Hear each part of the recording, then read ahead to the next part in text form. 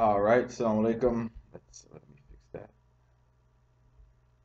Okay, there we go.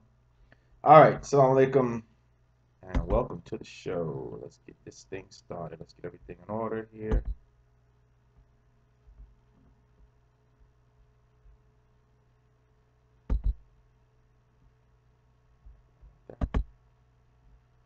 All right, there we go. Sorry about that yellow. I don't know what. Maybe I have to get like a separate camera or something to see if we can get that. I don't know why that yellow. Is the thing to adjust the color? I wonder. I don't know. Doesn't seem like it. I don't know. We'll have to see. We'll see what we can do. But at least for now, that's good enough. All right. So tonight's show is dealing with another David Wood video we will be addressing and responding to. The topic of that video was history supports Paul's view of Jesus, not Muhammad's. Not Muhammad, not the Prophet Muhammad's. Okay. So that was the subject of that video. All right. So let me pull that up. Let me pull that up. Let me get that video loaded up, and then we will start from there. So while we're doing that, as we always say, tweet and or make an Instagram post, make a Facebook post, let every one of your friends and followers know that we have started the show, and tell them to come join in. Another thing that we do is also always remind everyone about donating. That if you want to donate to help me in my efforts to do this kind of work, whether it be here or in other places, you can donate to the links in the description of the video. Okay, you can make a donation by using the links in the description of the video that you see. You can donate through our website. You can donate directly through PayPal. If you do not have those other means to donate, you can always use the super chat. Okay, you can always use the super chat. But again, it's preferable if you could donate through the means in the description, as I always say every week. If you donate through those means, the donation comes directly to me. I get all of it. If you do use the super chat, understand that I will not get the donation until a month later. And a percentage, 20 to 25 to 30%, is taken out of it. Okay, so I don't even get the whole thing. So if you want to make sure that your brother gets the full donation, send it through the links in the description of the video. Okay. And again, I just want to say that we always appreciate your donations. Okay, last couple of shows we haven't gotten anything, but mashallah, we didn't get anything from the last few shows. But again, please believe when I tell you that your donations help me. Okay, they do help me to be able to continue to do the things that I need to do, to also to free up my time to do this. As I said, a lot of times if I have to put in those, if I'm doing other things, I can't dedicate the time to do this because I got to work to make money. I'm self-employed, right? I run my own businesses. Of course, if you know anything about that, and I'm a small business owner. I'm not a large business owner where I have employees that I can have them work while I'm doing other things. If I don't work, money is not made. Okay, so your donations help me to be able to free up time to do these things. So again, we greatly appreciate it. And again, you have those means to donate through any of those means if necessary. Wa alaikum salam Otto, wa alaikum salam King Kareem, wa alaikum salam Yusuf Chebi, and others who are here. Welcome. Also, what's that? Morphia? Okay, Morpheus. Welcome also. Wa alaikum salam. Okay, so like I said, so go ahead and send out the your tweets or posts or whatever. Let everyone know that we are starting the show. While you're doing that, I'm going to get everything queued up. All right, I'm going to queue up the articles that I'm going to use. I'm going to queue up David Wood's video. So while I'm doing that, use that time to no, I don't teach Taekwondo. I teach ninjutsu, actually. I teach. Matter of fact, you know what? I need to add that too. I need to add that. I didn't mention that, but yeah, one of my businesses is I teach martial arts, and I do sell martial art videos. Okay, self-defense martial art videos. So if any of you are interested in that, I could add that as well, or at least give you the link to my website for my martial arts school, and then you could also help in that way as well. You can purchase the self-defense videos. I have videos for men and women also. So if you want to help your wife learn some self-defense techniques, which you know is necessary, especially for Muslim women, as they have been targets. Yeah, they have been targets. You know, they have been the targets of haters and bigots. So they're not. It's for women in general. I mean, Muslim women can use them. You know, then a matter of fact, I've been thinking about doing that actually. Is making a self-defense video specifically for Muslim women because of them being attacked. So it would like have self-defense on what to do if somebody tries to grab your scarf, your head scarf, because you know a lot of times the attacks are like that, where they try to grab the woman's head scarf off. So I want to make it like directed towards Muslim women, how to deal with people trying to grab your head scarf from the front, from the back, from the side, or just or just various other attacks. But as of now, I have 3 female self-defense videos that can be used by any women, but of course they can help Muslim women as well. So if you want, I can add that link to the description area, and that can be another means if you want to help your brother out by purchasing one of the self-defense videos. Okay, so those are the means. All right, but for now we have the website straight through PayPal, or you can use the super chat. Again, preferably use the links in the description area. Okay, so like I said, let me go ahead and queue up these videos and these articles and these things, and while I'm doing that, please send out some tweets or whatever and let everybody know that the show has begun, and invite your friends, your family, associates, tell them to come on and join the show. All right, so let me go ahead and cue that up while we do that. Okay, here we go. So while I'm doing that, you guys go ahead and let everybody know that the show has begun, and tell them to join in. All right, so let's see. So we want David Wood's video, right?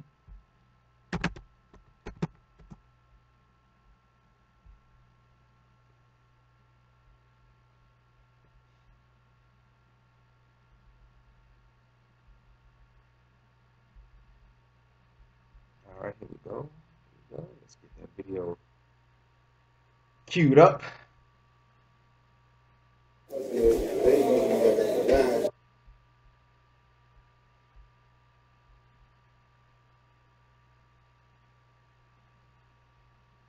All right, so it is the video. Which one is it? History. Which one? Which one?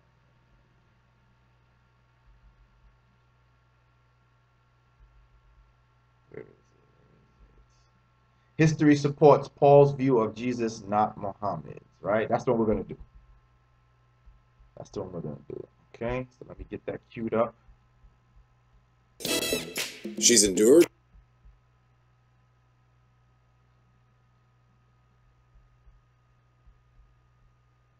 your 100 decibel snoring. She said your favorite shirt looks good. All right, let's get that video queued up. Okay.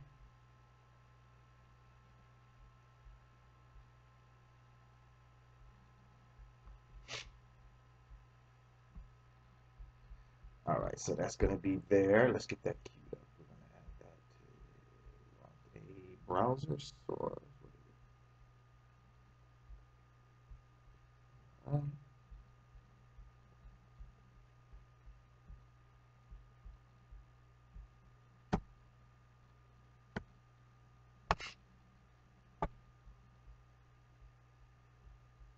Okay.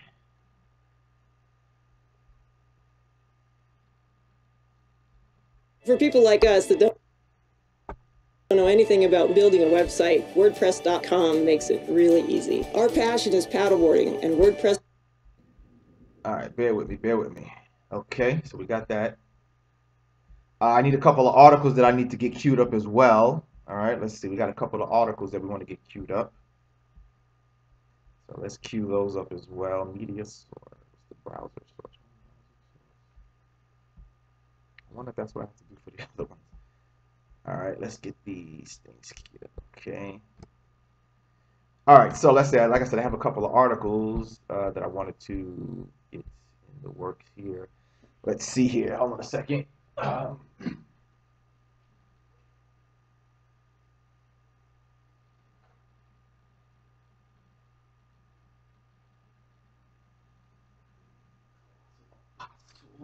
Okay. All right, let's see here. We need to get a couple of things here. Amazing.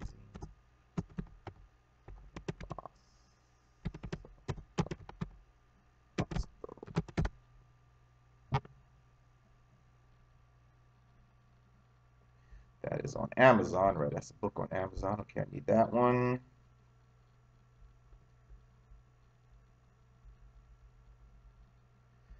Okay, that's one of them. The other one is the, what's the other one called? That other book called? Fabricated Paul. Okay, we need that one. The other one is called The Fabricated Paul. The Fabricated Paul. Okay, let's get that one up there too. The Fabricated Paul. Really, it's only $3.70 on Kindle. Okay, not bad. All right, we got The Fabricated Paul.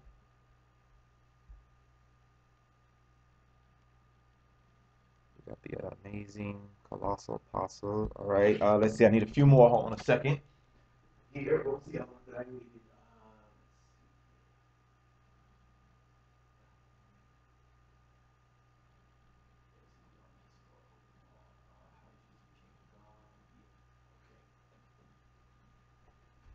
All right, and one more. Let's see. We need what's the name? Something. How Jesus Became God. Bart Ehrman. Yeah, there we go. How Jesus Became God. Okay, where is that article at? NPR. Yeah, that. Okay. That article too. Okay, all right. Okay, so I think we're ready. Let me see. Let me get everything. Let's get everything lined up. Let's get everything lined up here, so that when it's time to go to them, we can just go directly to them, right? Let's see.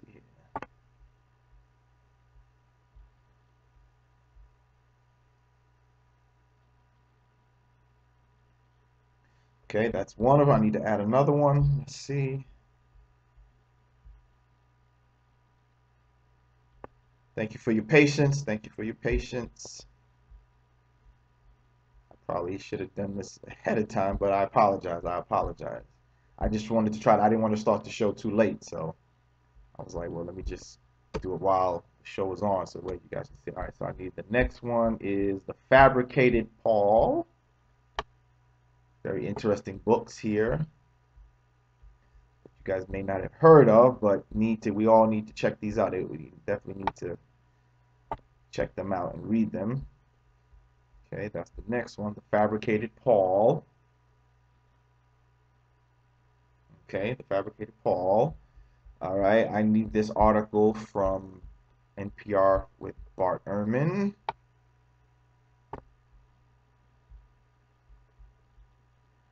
I guess I might as well get a shot of his book too, right? Might as well get a shot of his book too.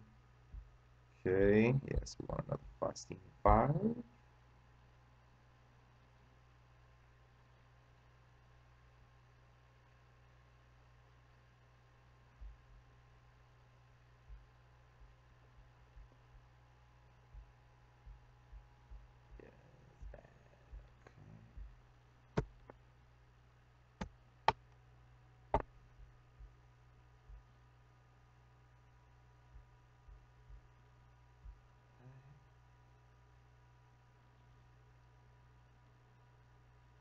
All right. Okay. And one more. Let me see. And I guess I get a shot of his book, right? Bart Ehrman's book, so we can see. Yeah,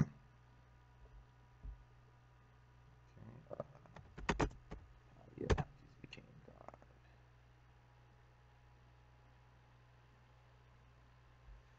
God. Let's see. There we go. Amazon. Yeah, right there. Okay. How Jesus Became God. Yes. All right. Okay, and from here, then we'll be able to start. All right. Let's see. Let me add one more scene, and then we will get things jumping here.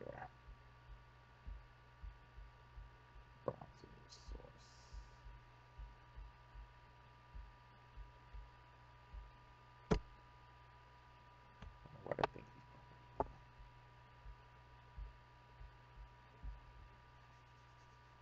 All right, there we go. All right, so let's go back to scene one. Okay, all right, so you guys still with me? Still with me here? Let's make sure. Okay, you're still with me, right? All right, let's get it started.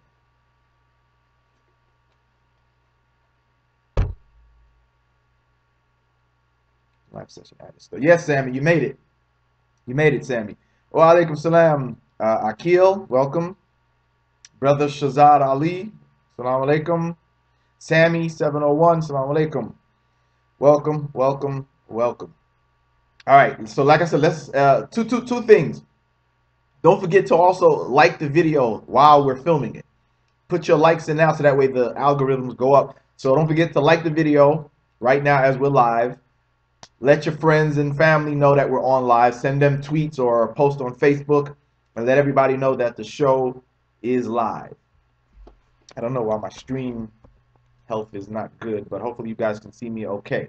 All right, so let's get started. You guys ready? You guys ready to get into this?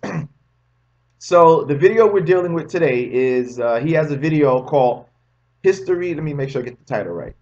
It is History Supports Paul's View of Jesus, Not Muhammad's View. Okay? That's the name of the video. History Supports Paul's View of Jesus, Not Muhammad's View.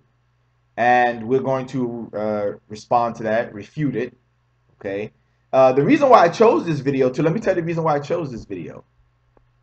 The reason why I chose this video is because I've been having this discussion with this guy on Twitter, right? I forgot his name, Luke Barnes or something like that. He said he had made a tweet on my book, right? I was advertising, I advertised my book, He Was Never God, on Twitter. So he made a response to my tweet about the book, and he asked me the question. Well, first he put it like this. He said, can I name, I don't know, he put it kind of weird. He's like, can I name anybody before Muhammad? Question number one. Can I name anybody before Muhammad? Question number one. Question number two, can I name anyone that believed Jesus was a prophet? Question number three, can I name anybody that, what is this? Can I name anybody before Muhammad? Strange. Can I name anyone that believed Jesus was a prophet? Can I name anybody that believed, I think it was that Jesus was an ordinary man or something like that? And can I name anybody who believed, really, I guess essentially to say, can I name anybody who believed that Jesus wasn't God? Yeah, I think that was that was it. Can I name anybody who believed Jesus wasn't God or that was an ordinary man? Something like that. And then can I name anyone who did not believe that Jesus died on the cross? Okay. Now, you can tell from the way the question is being asked that the person obviously thinks that I can't answer the question, or he wouldn't ask it, right? If you're of the mind state that the question cannot answer the question when you challenge them, you're not going to ask it, right? If you know that somebody says, well, I know they can answer that, so I'm not going to ask it, right? Then you wouldn't ask that question, right? Because you'd be like, well, I'm not going to ask them because I know they can answer this. So the only time you would put a challenging question forward is when you think that the person to whom you're asking the question does not have the ability, right? Uh-oh, what happened?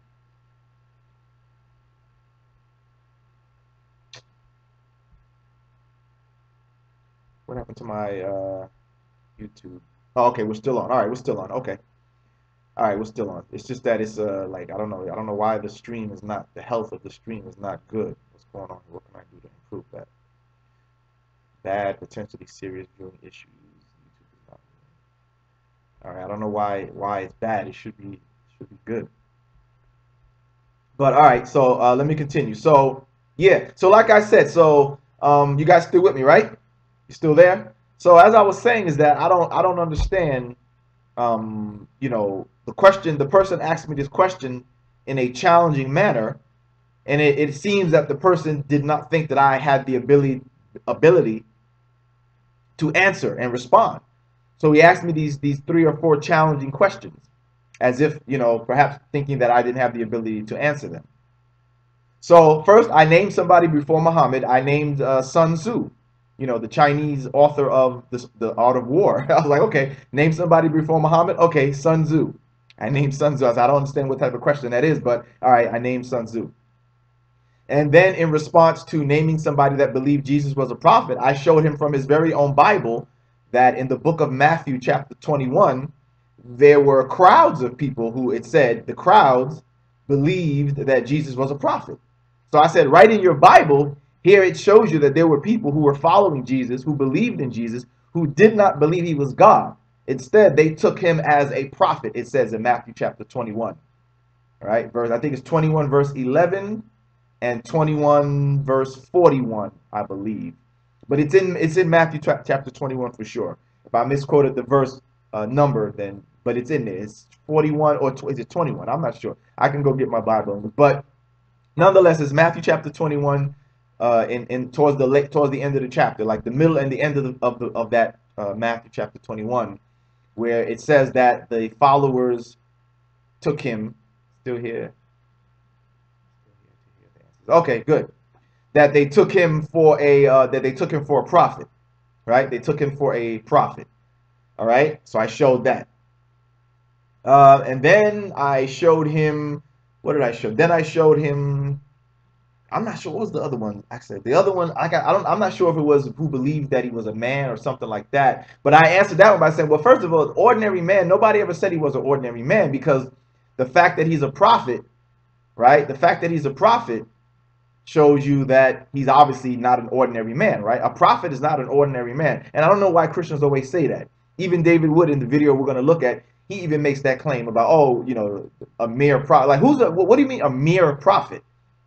You know what I mean? Like, as if being a prophet is some kind of ordinary thing, some everyday thing. No, nobody who's a prophet is a mere prophet, right? There's no such thing, in my opinion, as a mere prophet, because the fact that you are receiving revelation from God makes that an amazing thing right there. So for them to say, oh, you know, they claim Jesus is a mere prophet. No prophet is a mere prophet. Every prophet is special because they have access to something that everyone doesn't get.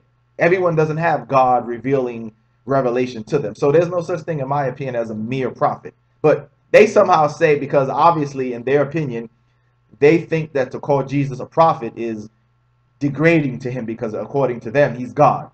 So to say that he's a prophet to them, that's why they say, oh, you know, a mere prophet. So I believe that in response to his question about an ordinary man, I was like, well, I never said he was an ordinary man. The fact that he's a prophet shows that he's not an ordinary man. No prophet is an ordinary man. Okay. Then the last question was about believing that he didn't die. So I named him some people from the past who believed that Jesus didn't die, right? There were some groups of Christians that believed Jesus didn't die. I named the Apocalypse of Peter, that is written in there that Jesus didn't die, and that was considered Holy Scripture by Clement of Alexandria. So what he did is this. So what happens is, once he realized, right, once he realized that I was able to answer his questions, he then moved the goalpost, as they like to do. So now he says, oh, well, what did he say? He says, oh, well, I want people who believed, a person who is a true believer according to you, who you believe is a true believer, a true follower of Jesus back at that time, who believed all three. So I'm like, see, you didn't say that. Your question was name anyone. See, because he obviously didn't think I could name anyone. You see, because I know if I'm going to challenge somebody to a question, I want to challenge them because I know they can't answer it, right? So if I say, hey, I need you to show me, for example, if I say to a person who I'm debating, show me proof, historical proof that the disciples were real people. I'm challenging them because I know they can't show it, right? I'm asking that question because I already know I've researched as thoroughly as I could, and there exists no evidence for the disciples. So if I'm asking you that question in a challenging manner, I'm challenging you because I know you don't have the answer and you won't be able to get me the answer. See? Because if I knew you could answer it, I wouldn't challenge you. So I feel and I know that he asked me that question because he felt that I did not have the ability to answer. He obviously must have thought that nobody believed those things, right? And that's how a lot of Christians are. They're so caught up and arrogant in their belief, which is fine, but to the point where they're not, but to a point it's detrimental, because it makes them shut their eyes off, or actually don't even do research to see that there are things that challenge what you believe. There were Christians who believed that Jesus wasn't God. That has not always been the set standard of Christianity. There are Christians who believed in the past that Jesus didn't die, right? There were people who believed he was a prophet, etc. But to them, because they don't know anything else, they don't even bother to research. He thought that I would not be able to answer that question. So now that I answered it, he then changed it and said, "Oh well, okay, well, show me somebody who believed all three." Now he adds these conditions. Now I got to find somebody who believes all three at the same time. They have to be somebody that I consider who was a true follower of Jesus at that time. So I said, I don't know who a true follower of Jesus was at that time, because I wasn't there. I said, but nonetheless, I answered your question. You said name anyone. You didn't say they had to be a believer according to Islam, a believer according to my opinion. You didn't say that the person had to believe all three at the same time. You just said, can I name anyone who believes this, this, and this? And I did that. I showed persons who believed each one of those things. Whether they were true believers or whatever, I don't know. I wasn't there. I'm not in their heart. I don't know what they were, but I know that there existed people who believed these things, and I answered your question, which he obviously thought I would not be able to answer, and therefore he changed the goalpost.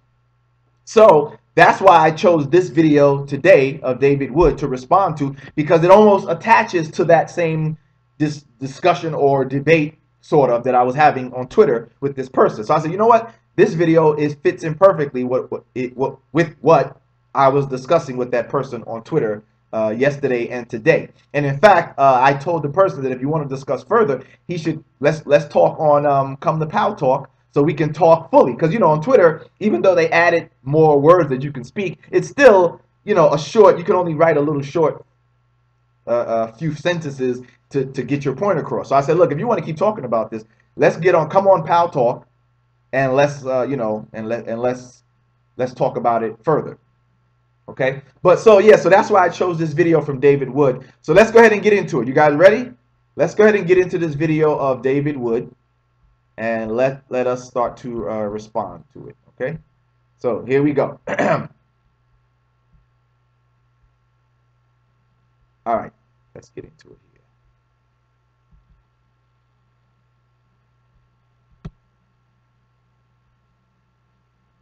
All right, you guys can see it, right?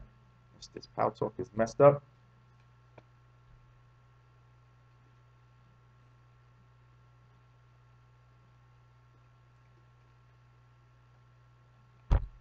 Well, actually, Jared, that's actually two things right there. Because soul and spirit are the same thing. So actually, you mean your body and soul. Because the soul and the spirit is the same thing. The soul is just another word for spirit, and people say spirit as another word for soul. So those are not three things. It's actually two things, body and soul. Because both of them, the soul is something that's intangible, right?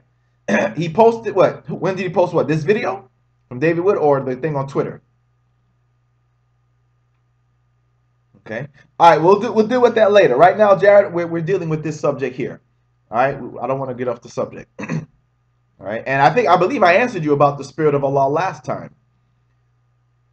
Right? I think that question was asked on one of my earlier shows, and I answered about Spirit of Allah. Right? But then again, I don't know what's your full. Well, like I said, let's not get distracted. We'll deal with that if we have time at the end of the show. All right, guys. So let's go ahead and deal with this David Wood video. Here we go. Here we go. Let's go. Historians have a variety of tools that can help us learn about historical figures. Since Paul and Muhammad both made claims about Jesus, the tools of the historian can help us decide whom to trust.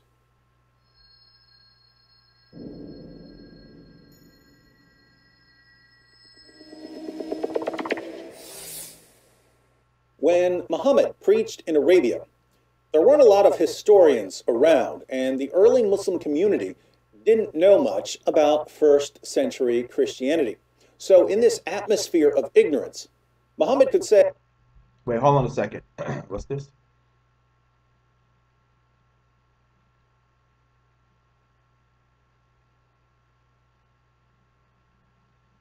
Yes, Muhammad Mahbub Noor. Yeah, we said that last week, last show, that a shiddah does not mean that. But all right, guys, come on. I want to stick on this subject. I want to stay on this subject. So let's continue. All right. say whatever he wanted to say about Jesus, and his followers wouldn't know that he was wrong. Muhammad could say, for instance, as he does in Surah 4, verse 157 of the Quran, that Jesus wasn't killed and wasn't crucified. Muhammad could say that Jesus claimed to be nothing but a prophet and that Jesus' disciples were Muslims. 7th century Arab Muslims wouldn't know any better, and even if they had, it wasn't exactly safe to question Muhammad's teachings. But we're not in that position. We have tons of ancient sources. We have a never-ending supply of historical Jesus scholars, and we have the freedom to go where the evidence points. And when we apply the historical method and the tools of textual criticism to the ancient records, we find that the Muslim view of Jesus as a man who claimed to be nothing but a prophet, who was never killed, who never rose from the dead, and whose followers were Muslims, this view reflects the historical Jesus about as much as a Huffington Post article claiming that Muhammad was a world-class feminist reflects the historical Muhammad. All right, so let's address. So you heard his argument there. Clearly false what he's saying. A bunch of nonsense, David.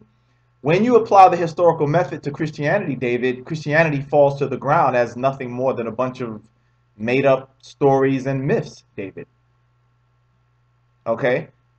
You're claiming that there's the historical evidence for Jesus against the claims of Muhammad, but actually it's the exact opposite. For example, Bart Ehrman, right? He wrote the book that you see on the screen here. How Jesus became God, right? Now, if what you said was true, Bart Ehrman would not have been able to write this book, right? Because according to you, all the evidence, the historical evidence, shows that Jesus, was as Paul or Christianity claims. But in fact, it is the exact opposite, as Bart Ehrman shows in this book here, that Jesus became God after himself. After him is when he was made into a God. He didn't himself claim to be God, but his story was turned. He was turned into a God after his time here.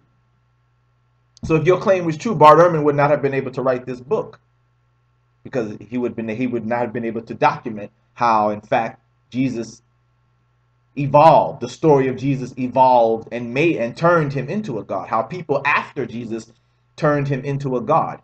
So if anybody has not got this book, please, yes, get this book and see how Jesus was turned into God, but he was not God. Right? About the book, it says that the claim at the heart of Christian faith is that Jesus of Nazareth was and is God. But this is not what the original disciples believed during Jesus' lifetime. And it is not what Jesus claimed about himself. How Jesus became God tells the story of an idea that shaped Christianity and of the evolution of a belief that looked very different in the 4th century than it did in the 1st.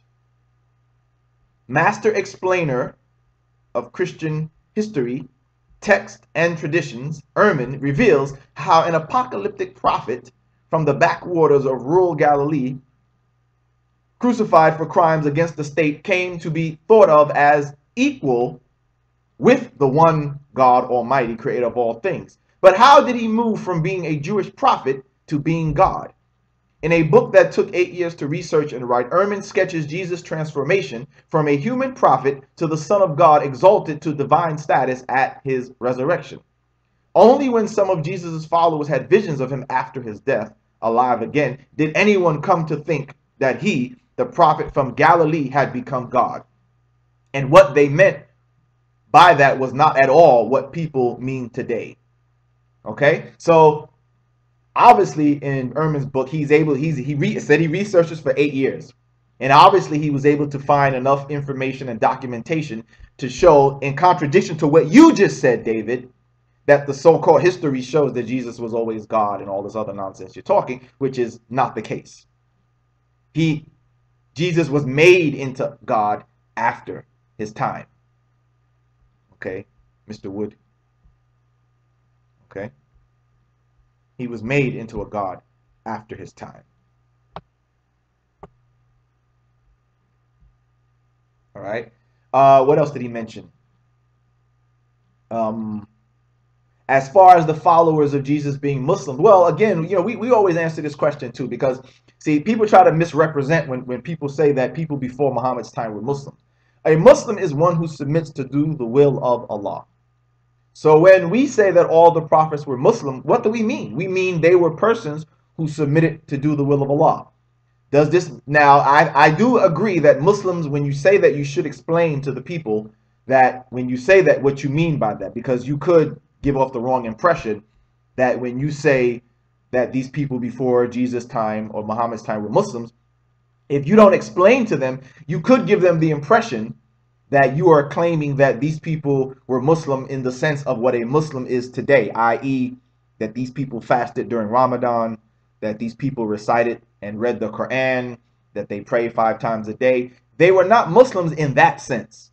Okay, they were not Muslims in that sense. They were Muslims, though, in the sense that they submitted to the will of God.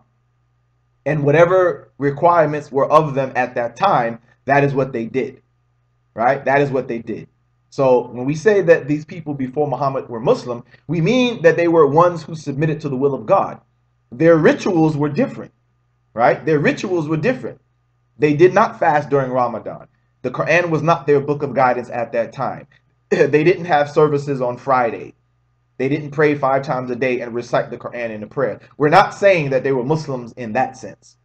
We say they were Muslims in the sense that they were ones who submitted to the will of God. And whatever rituals were required of them at that time, that is what they carried out, David. All right? So you misrepresent there. As far as the other claims, such as the death and resurrection, first of all, there is no historical evidence of Jesus rising from the dead. That can't be proven. There's no history of that outside of the Bible.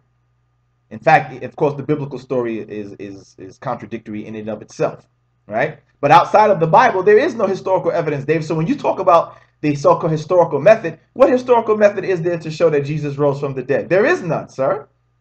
There is no. So I don't even know why you guys make this claim. You do not have any history to show that Muhammad was wrong in saying that Jesus, didn't die and rose from the dead. You don't have any history to prove that Jesus rose from the dead. There is nobody who was not a Christian, as a historian in the past, wrote and wrote that, oh yeah, there was a man who died, but he came back to life a few days later.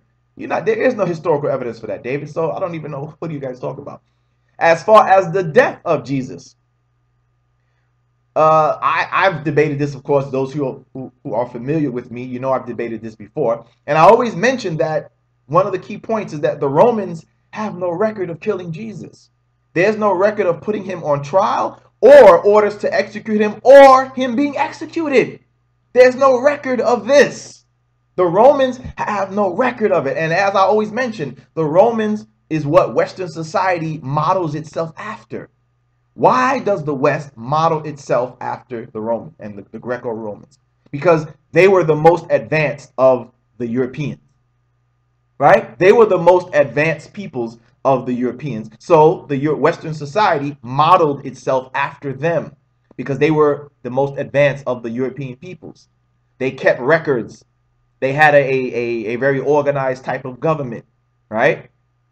They kept records of their trials and things like this. However, and the argument is made is that, well, maybe they didn't keep a record of, but according to Christianity, this was a big case. It was so big that Pilate, the one who was in charge of Jerusalem and Judea or whatever, that, it was so important that even he had to get involved, right? That he had to get involved. Yet there's no record of this. right? According to them, this trial was big enough for them to keep a record of it, because that's what they say. They say, well, they didn't keep records of everything. But according to you, this trial was big. It caused a big uproar. This trial was as big as OJ's trial back in the 90s, right? This trial was as big as OJ's trial in the 90s because it caused such an uproar in the society at the time. So to say that, oh, they didn't record this one doesn't make sense, right? Because according to them, Jesus caused a big uproar in Jerusalem, him and his followers. It caused a big uproar. So much so, as I said, that even Pilate had to get involved. Even with OJ, the president, who was president at the time, OJ? Was it Bill Clinton? I think Bill Clinton was the president, right? Or was it George Bush? I forgot. Either the first George Bush, not the second. George Bush father, his senior. I think it was George Bush senior, right? Or was it Bill Clinton? I forgot, but either one of them was the president. But notice, they didn't get involved in the OJ trial, right? Neither one of the presidents had to come down and question OJ in his trial. But according to Christianity, Jesus' trial was so big that Pilate had to get involved. He didn't leave it to just the governor, the judges at the time. He himself had to step in and question Jesus about what was going on. Yet there's no record of this. How is Pilate getting involved in the case and they don't have a record of his trial or his orders of execution? See? And when you ask people who do believe in it what evidence they have, they really don't give you anything, right? They really don't give you anything, right? Ask any of these people who claim that it's historical, what evidence is there? They really don't give you anything to go on, right? There's nothing that I've seen presented on why they believe that it's true, that it happened. You see, it's like Allah says in Quran, and this is what I always point David out to, is that the Quran says you follow nothing but conjecture, and that's exactly what's going on here. The people who believe in it, they don't have anything to actually say why it actually happened. All they bring you is conjecture. They make their case based upon conjecture, not on solid evidence, right? Not on solid evidence. It's conjecture what they bring. So I haven't seen yet any evidence or any concrete evidence on why the people who do believe in it, right? And I'll make this point too. Even Bart Ehrman, right? Bart Ehrman, I like to use his stuff a lot, but on this point, I disagree. Even with him, he hasn't even brought any evidence on why he claims to say that it happened, right?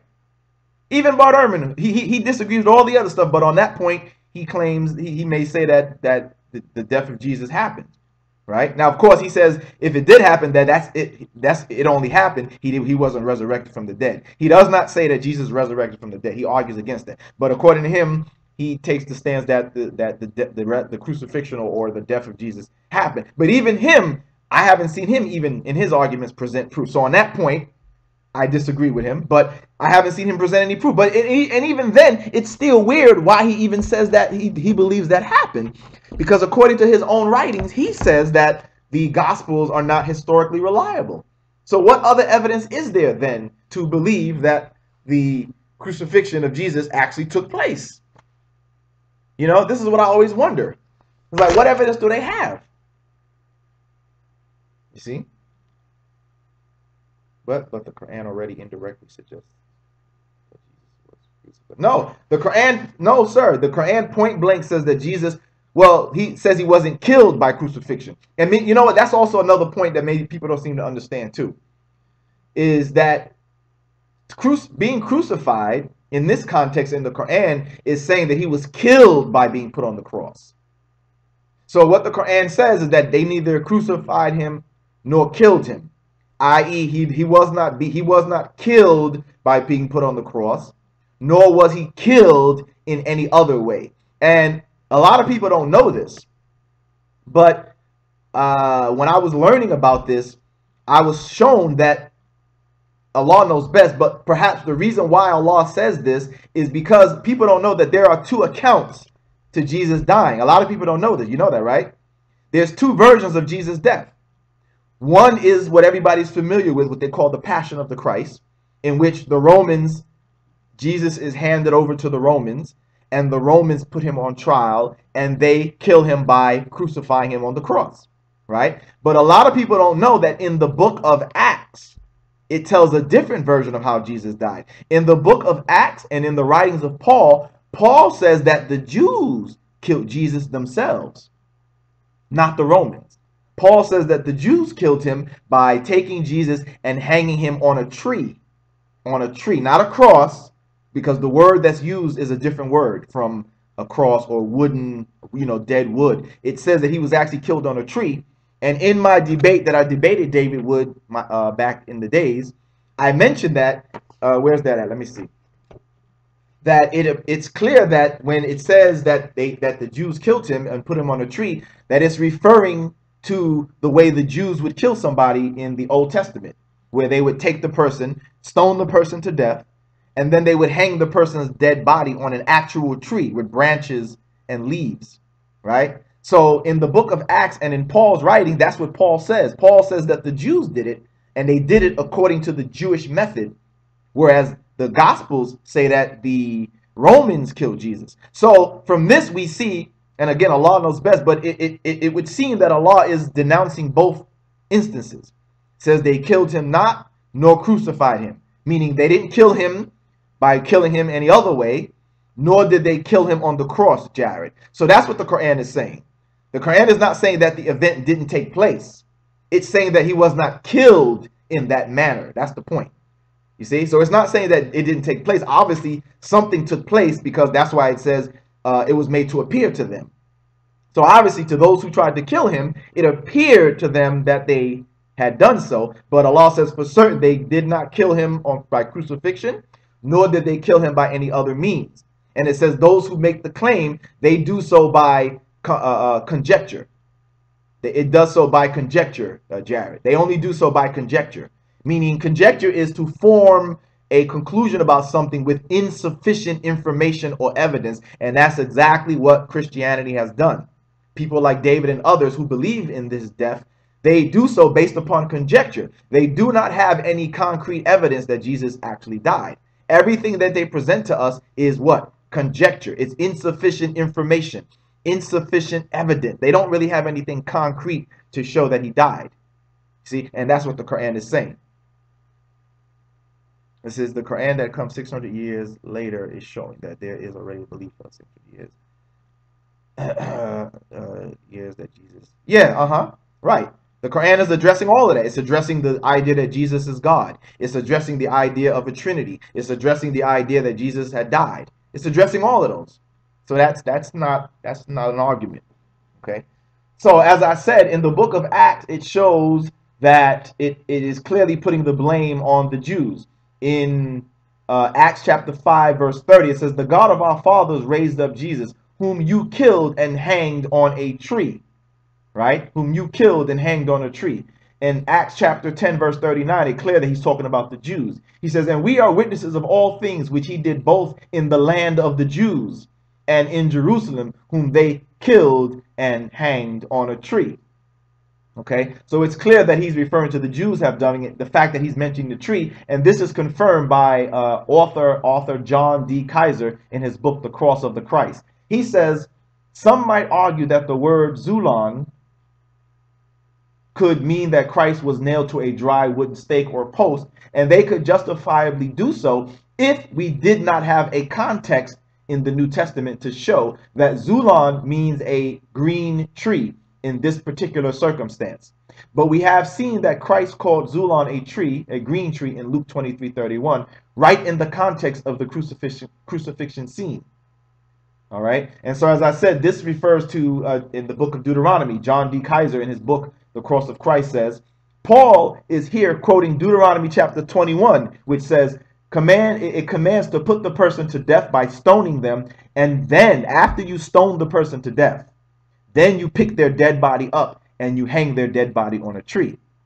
So John D. Kaiser is telling us that that's what Paul was referring to. Paul was not referring to the Romans putting Jesus on a cross. Instead, Paul is referring to the Jews having killed Jesus according to the Jewish method of punishment, which was stoning the person to death.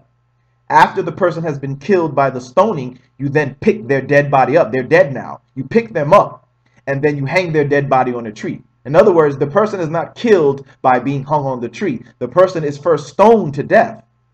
After you stone them to death, Then you pick their dead body up and you hang the dead body on a tree.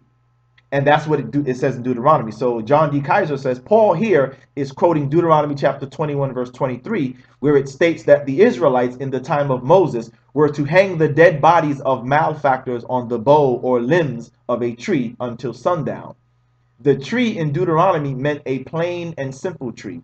And other examples of this type of punishment in the Old Testament indicate that the trees in question were all living trees. Okay?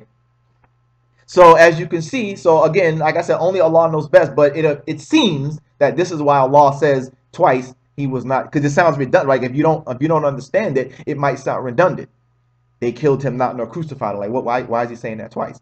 But here you see that Allah is condemning or knocking down both ideas, that he was killed by another means, or that he was killed by crucifixion, meaning the person is hung on the cross and they die by being hung, because that's what Christians say, right? Christians believe Jesus died by hanging on the cross, that his death came about by hanging on the cross. And of course, we've argued before that such a thing really does not lead to death, right?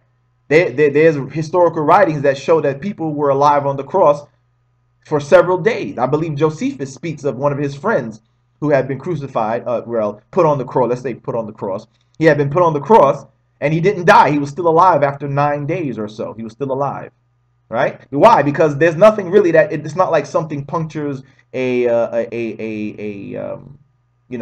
artery or a blood vessel that would cause your death, right? You're just being poked through your hands and through your feet. There's really nothing there that's going to cause you, like you're not hitting a vital organ or a vital nerve or something like that. So really, there's nothing. In fact, people in the Philippines do this every year, right? There are people in the Philippines who every year they do that, right? People in the Philippines, every year they get put on the cross and they get nails through their hands and their feet. And then after it's done, they get down and they go back home. None of them die, right? None of them die. None of them who get put on the cross every year in the Philippines, every Easter, none of them die. They do it every year and none of them die. Why? Because no vital organ is being struck. And so as Allah says at the end, know for certain that he didn't die like that. And those who say so, they only follow conjecture. There is no historical evidence for it. Okay? There is no historical evidence for it. So in David would claim that history supports Paul's claim. No, it does not. No, it does not support Paul's claim. As I already mentioned, the history of it is almost non-existent. You see? So let's continue on with his video. Let's continue on with his video. All right. But Paul's claims about Jesus line up perfectly with everything we can learn about Jesus historically. Okay, that's another lie. Paul's claims about Jesus do not line up perfectly with history. In fact, there are many historians that I'm going to show you that say that Paul's writings actually they don't line up with Jesus at all. In fact, they say Paul didn't know anything about the historical Jesus. Bart Ehrman among them. Richard Carrier. In this video, David mentions that all these historians, including atheists, so that's why I'm mentioning an atheist. Richard Carrier is an atheist. But David Wood claims that all these people believe, right, that Paul's claims about Jesus line up historically, and that is a lie. Many historians say that Paul doesn't appear to know anything about the historical Jesus, because Paul doesn't mention Jesus' birth. Paul doesn't say that Jesus was born to a woman named Mary miraculously. You know that? Paul is completely silent about Jesus's alleged, being born of a virgin, right? Paul doesn't mention that at all. So Paul doesn't seem to know anything about the historical Jesus, is what scholars say. So here, let's get into that. Let me show you some of that. Okay. That many of them say Paul doesn't seem to know anything about the historical Jesus. All right. As I said, Richard Carrier mentions that, and some others mention that as well. Let's see. Paul. Let's see. Did Paul know about Jesus?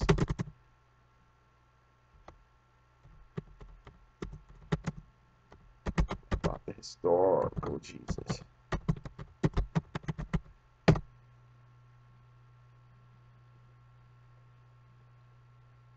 So as I said, Bart Ehrman knows that. Bart Ehrman speaks about that. All right, I'll get you the quote from Bart Ehrman. What did Paul know about the historical Jesus? So if you go to Bart Ehrman's blog, right, he talks about that.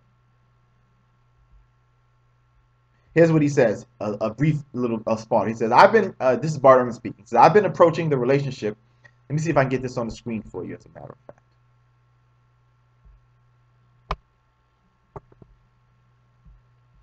See if we can get this on the screen for you here. Right. Can I add another one? Yes, I can.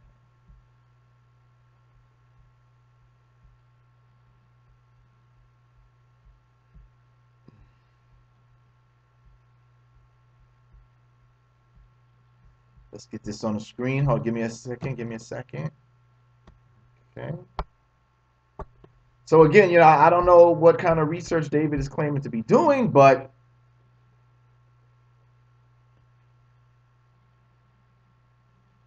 all right, there we go. Can you all see that?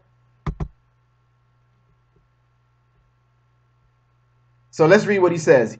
This is Bart Ehrman. He says, what did Paul know about the historical Jesus? I've been approaching the relationship of Jesus and Paul from only one angle. To this point, did they represent fundamentally the same religion or not? But there is a second equally interesting question. How much did Paul actually know about the historical Jesus? In an earlier iteration of my introduction to the New Testament class, this was what I had many students debate. I never could figure out a way to word the resolution. But most of the time I gave it as this: resolved. Paul knew next to nothing about the historical Jesus. The problem with that resolution is that it asserts a negative, so that the affirmative team is arguing for a negative resolution, not good. But I couldn't come up with anything I liked better, and so went with it. Okay? So, and as I said, I'm going to show you other scholars as well that say the same thing, that Paul doesn't know anything about the historical Jesus. So what is David talking about? David, what are you talking about that what Paul says lines up perfectly with history about Jesus? No, it doesn't, sir. No, it doesn't. You speaking from nowhere on that claim. Okay? You're speaking nowhere on that claim. Is that Bart Ehrman goes on to say, most students are surprised to find that if they simply make a list of what Paul says about Jesus between the time of his birth and the time of his death, they don't need much more than a 3x5-inch card. Okay? So that's pretty much the claim there, that Paul doesn't seem to know anything about the historical Jesus. He doesn't seem to know pretty much anything about the historical Jesus. All right? Let's see. We'll get you some more here.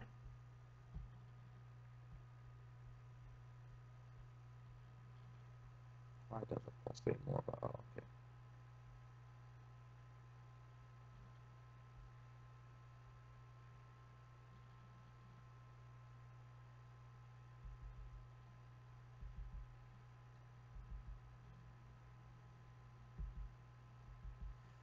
Let's see. I was looking at the article. The article I was reading earlier was an article from Richard Carrier, which was talking about the historical Paul, right? Which is also another issue as well. Let's see. What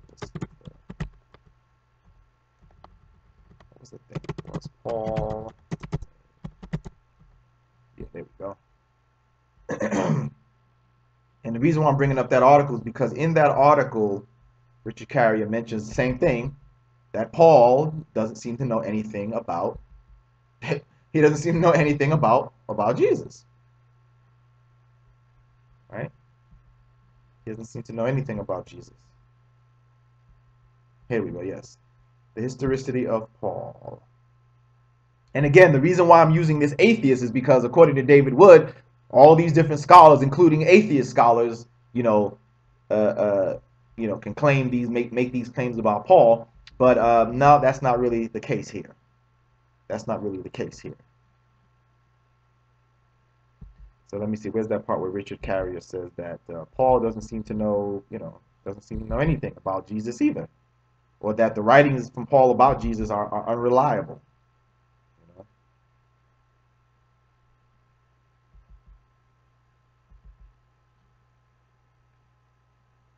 Okay, is this it here? Let's see.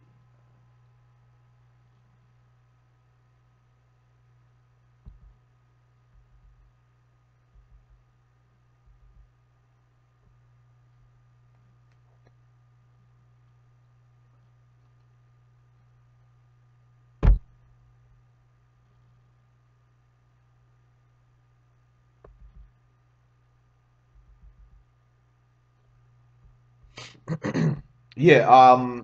So as I was saying, yeah, I'm taking too much time to find it, but yeah, Richard Carrier is another one who mentions that Paul doesn't seem to know anything about the historical Jesus. So what David is claiming is just that. It's just a claim. It's just a claim. The facts are that what Paul says about Jesus shows that he doesn't know much about the historical Jesus at all, and it does not line up perfectly with history as he claims. Okay, it doesn't. All right. Jared, no, the Quran does not mention Paul. What are you talking about, dude? The Quran does not mention Paul. Paul is not mentioned in the Quran at all. Paul is not mentioned in the Quran at all, sir. Okay? He's not mentioned at all. It doesn't mention him as a messenger at all. Right? That exactly, Mahbub. Paul is not mentioned at all, Jared. So I don't know what you're talking about. All right. All right. So let's get back to some more of David's video here.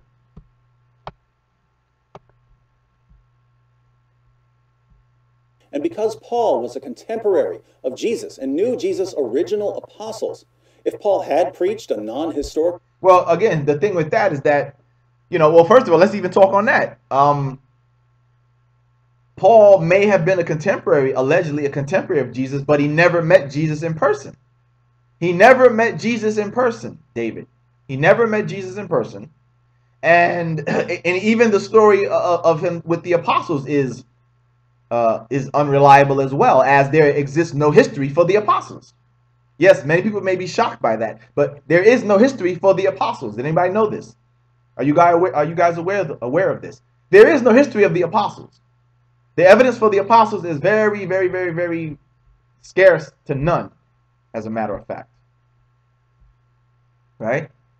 Here, I have an article about that. This is what I shared with the guy who I was arguing with on, what's the name? Twitter. But yeah, the history of the apostles is very lacking as well. Right? History of the apostles is very lacking. Let's see. Did the 12 apostles exist? Here we go. Yes, this is the article from National Geographic. There are other articles on it, but I'll post this one so you can see it. So again, David, I don't know, and that's the problem with these guys. They love making these historical claims, but the evidence is not. It's not on their side in this.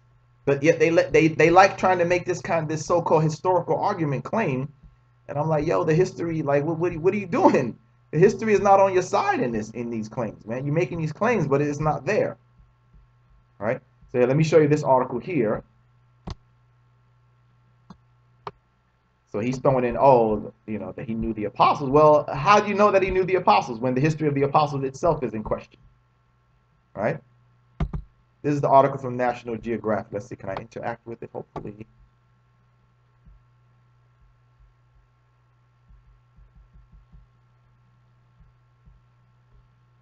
Okay, there we go. Yes. So you see right here, these 12 men shaped Christianity, but were they real? Historical evidence of the apostles is scarce. Right? It's scarce. History of the apostles is scarce, and some of it contradicts core Christian beliefs.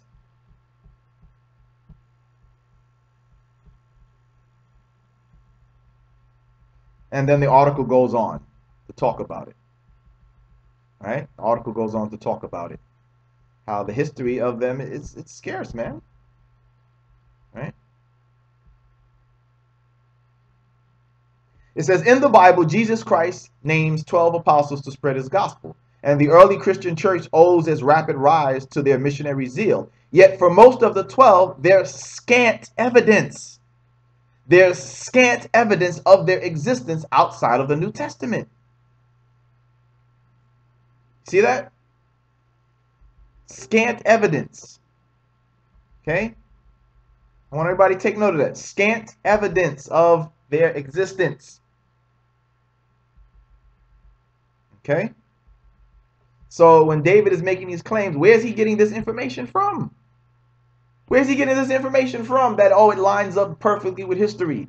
No, most people, scholars say no, that Paul doesn't seem to know anything about any historical Jesus. He doesn't speak of an historical Jesus. So what is David talking about that it lines up perfectly? No, sir, it does not line up perfectly. It does not line up perfectly, as I showed already from Barn Ehrman. And like I said, Richard Carrier mentions that as well. Okay. In fact, David, even Paul himself is in question by some historians. Let's take a look.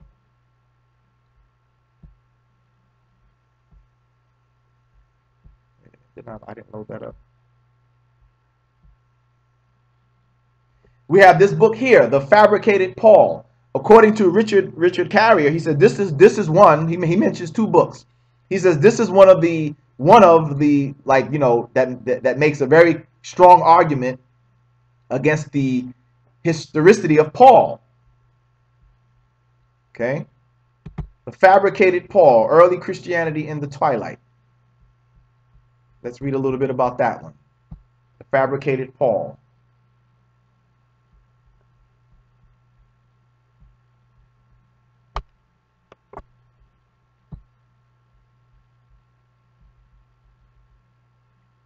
It says, in theology and church, Paul is regarded as the most important and most reliable historical witness to Jesus and early Christianity. This book nevertheless contradicts the common conception and shows that all the Pauline letters are in fact skillful falsifications from the 2nd century.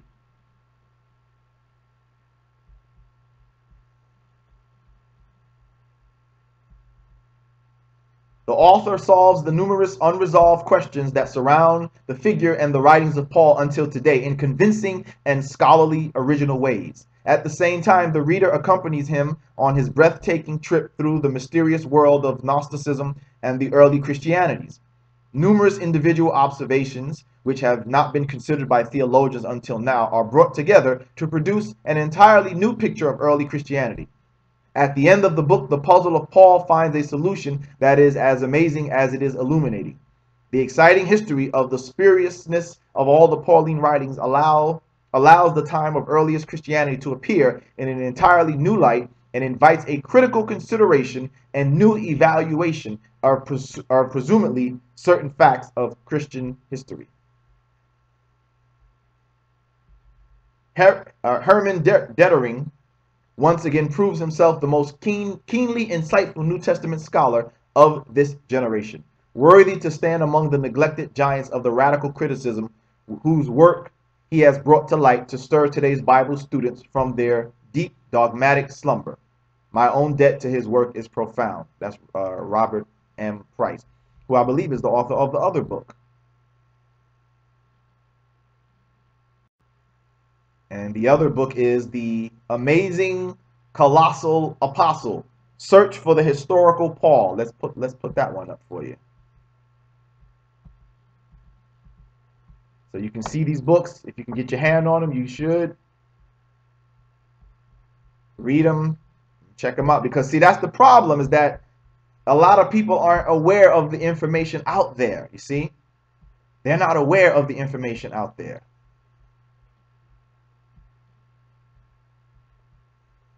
Right? They're not aware about it, of it.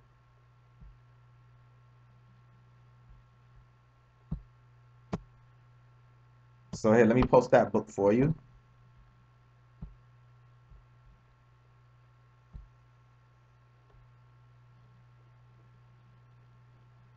That's the other book right there, The Amazing Colossal Apostle. The search for the historical Paul. See, so a lot of people aren't aware, man, that even Paul's existence is questioned. Right? And even those who believe that Paul wasn't, believe that, they say he probably was a real person. See, they can't say for certain. They say he's probably a real person. They can't confirm with 100% proof. So they say, well, he's probably a real person. All right. The story of Paul is one of irony.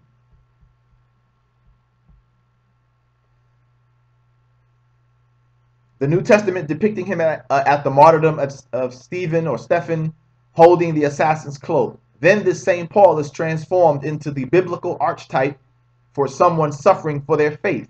He becomes so entrenched, it would appear that he had walked with the Christians all his life, that he was the one who defined the faith, eventually being called the second founder of Christianity. But much of what we think we know about Paul comes from Sunday school stories we heard as children. The stories were didactic tales meant to keep us reverent and obedient. As adults reading the New Testament, we catch glimpses of a very different kind of disciple, a wild ascetic whom Tertullian dubbed the second apostle of Marcion and the apostle of the heretics. What does scholarship tell us about the enigmatic 13th apostle who looms larger than life in the New Testament? The epistle gives evidence of having been written at the end of the 1st century or early in the 2nd. Listen to this, guys. Too late to have been Paul's actual writings.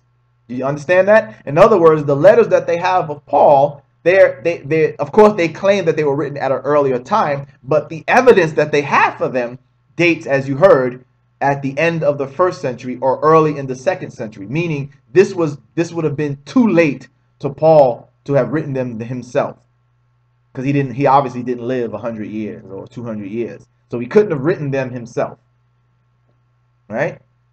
So he says that they're too late to have been written, been Paul's actual writings. So who wrote and rewrote them?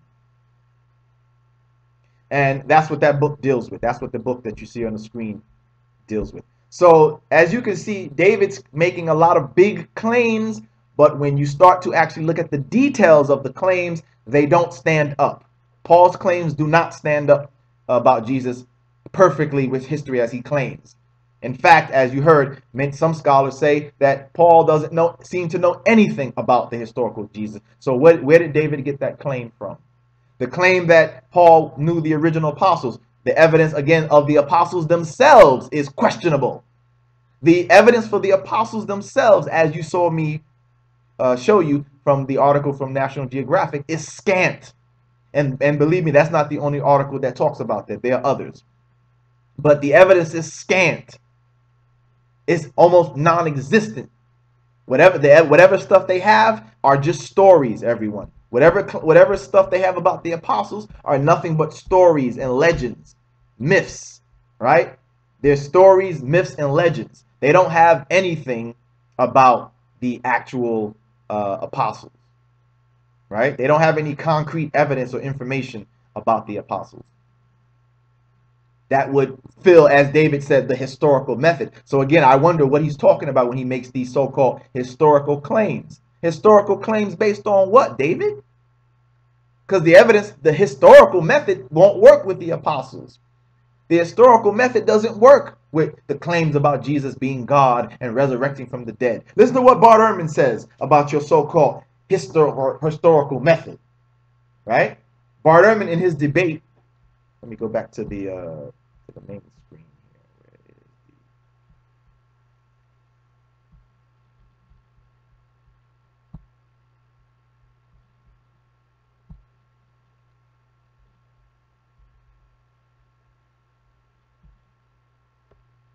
Oh wow, the yellowness is gone, it looks like. Okay. I wonder what happened. But yeah, I have my paper right here. This is from the debate that Bart Ehrman had with William Lane Craig. And he talks about the so-called historical evidence. Like, what are you talking about? Bart Ehrman says, and this is, again, this is also why I mean, he says this, but like I said, but yet on that one point about the crucifixion or Jesus dying, he somehow believes it. But listen to what he says about this. He says, what do we have with the Gospels of the New Testament? He says, well, unfortunately, we're not as well off as we would like to be. We'd like to be extremely well off because the Gospels tell us about Jesus, and they are our best sources for Jesus. But how good are they as historical sources, David? He says, Bart Ehrman, unfortunately, they're not as good as we would like. The Gospels were written 35 to 65 years, and that's what they claim they were written. As far as historical evidence about them being written, the earliest fragment is in like the 125, I believe it's that fragment of John, P52. and that dates to 125. So notice the difference. Christians claim that they were written, that the originals must have been written at 35 to 65 years after Jesus' time. However, as far as physical documentation, no, they have, as you heard about Paul's letters, the actual physical evidence dates to the end of the 1st century, early 2nd century, which means Paul couldn't have written it himself. As far as what they have for the Gospels, again, they claim they were written earlier, but as far as physical evidence of them being written earlier, the earliest they have is 125, still outside of the time period that any of Jesus' apostles or whatever would have been alive to write them. So, but still, listen to what he says. Bart Ehrman goes on to say, he says the Gospels were written 35 to 65 years after Jesus' death. 35 or 65 years after his death, not by people who were eyewitnesses, but by people living later. The Gospels were written by highly literate, trained, Greek-speaking Christians of the 2nd and 3rd generation. They're not written by Jesus' Aramaic-speaking followers. They're written by people living 30, 40, 50, 60 years later. Where did these people get this information from? He said, I should point out that the Gospels say they're written by Matthew, Mark, Luke, and John, but that's just in your English Bible. That's the title of these Gospels. But whoever wrote the Gospel of Matthew didn't call it the Gospel of Matthew. Whoever wrote the Gospel of Matthew simply wrote his Gospel. And somebody later said it's the Gospel according to Matthew. Somebody later is telling you who wrote it. The titles are later additions. These are not eyewitness accounts. So where did they get their stories? Okay? So these are just the little things that he says about these claims, right? He says you have the same problem for all sources of all of our Gospels.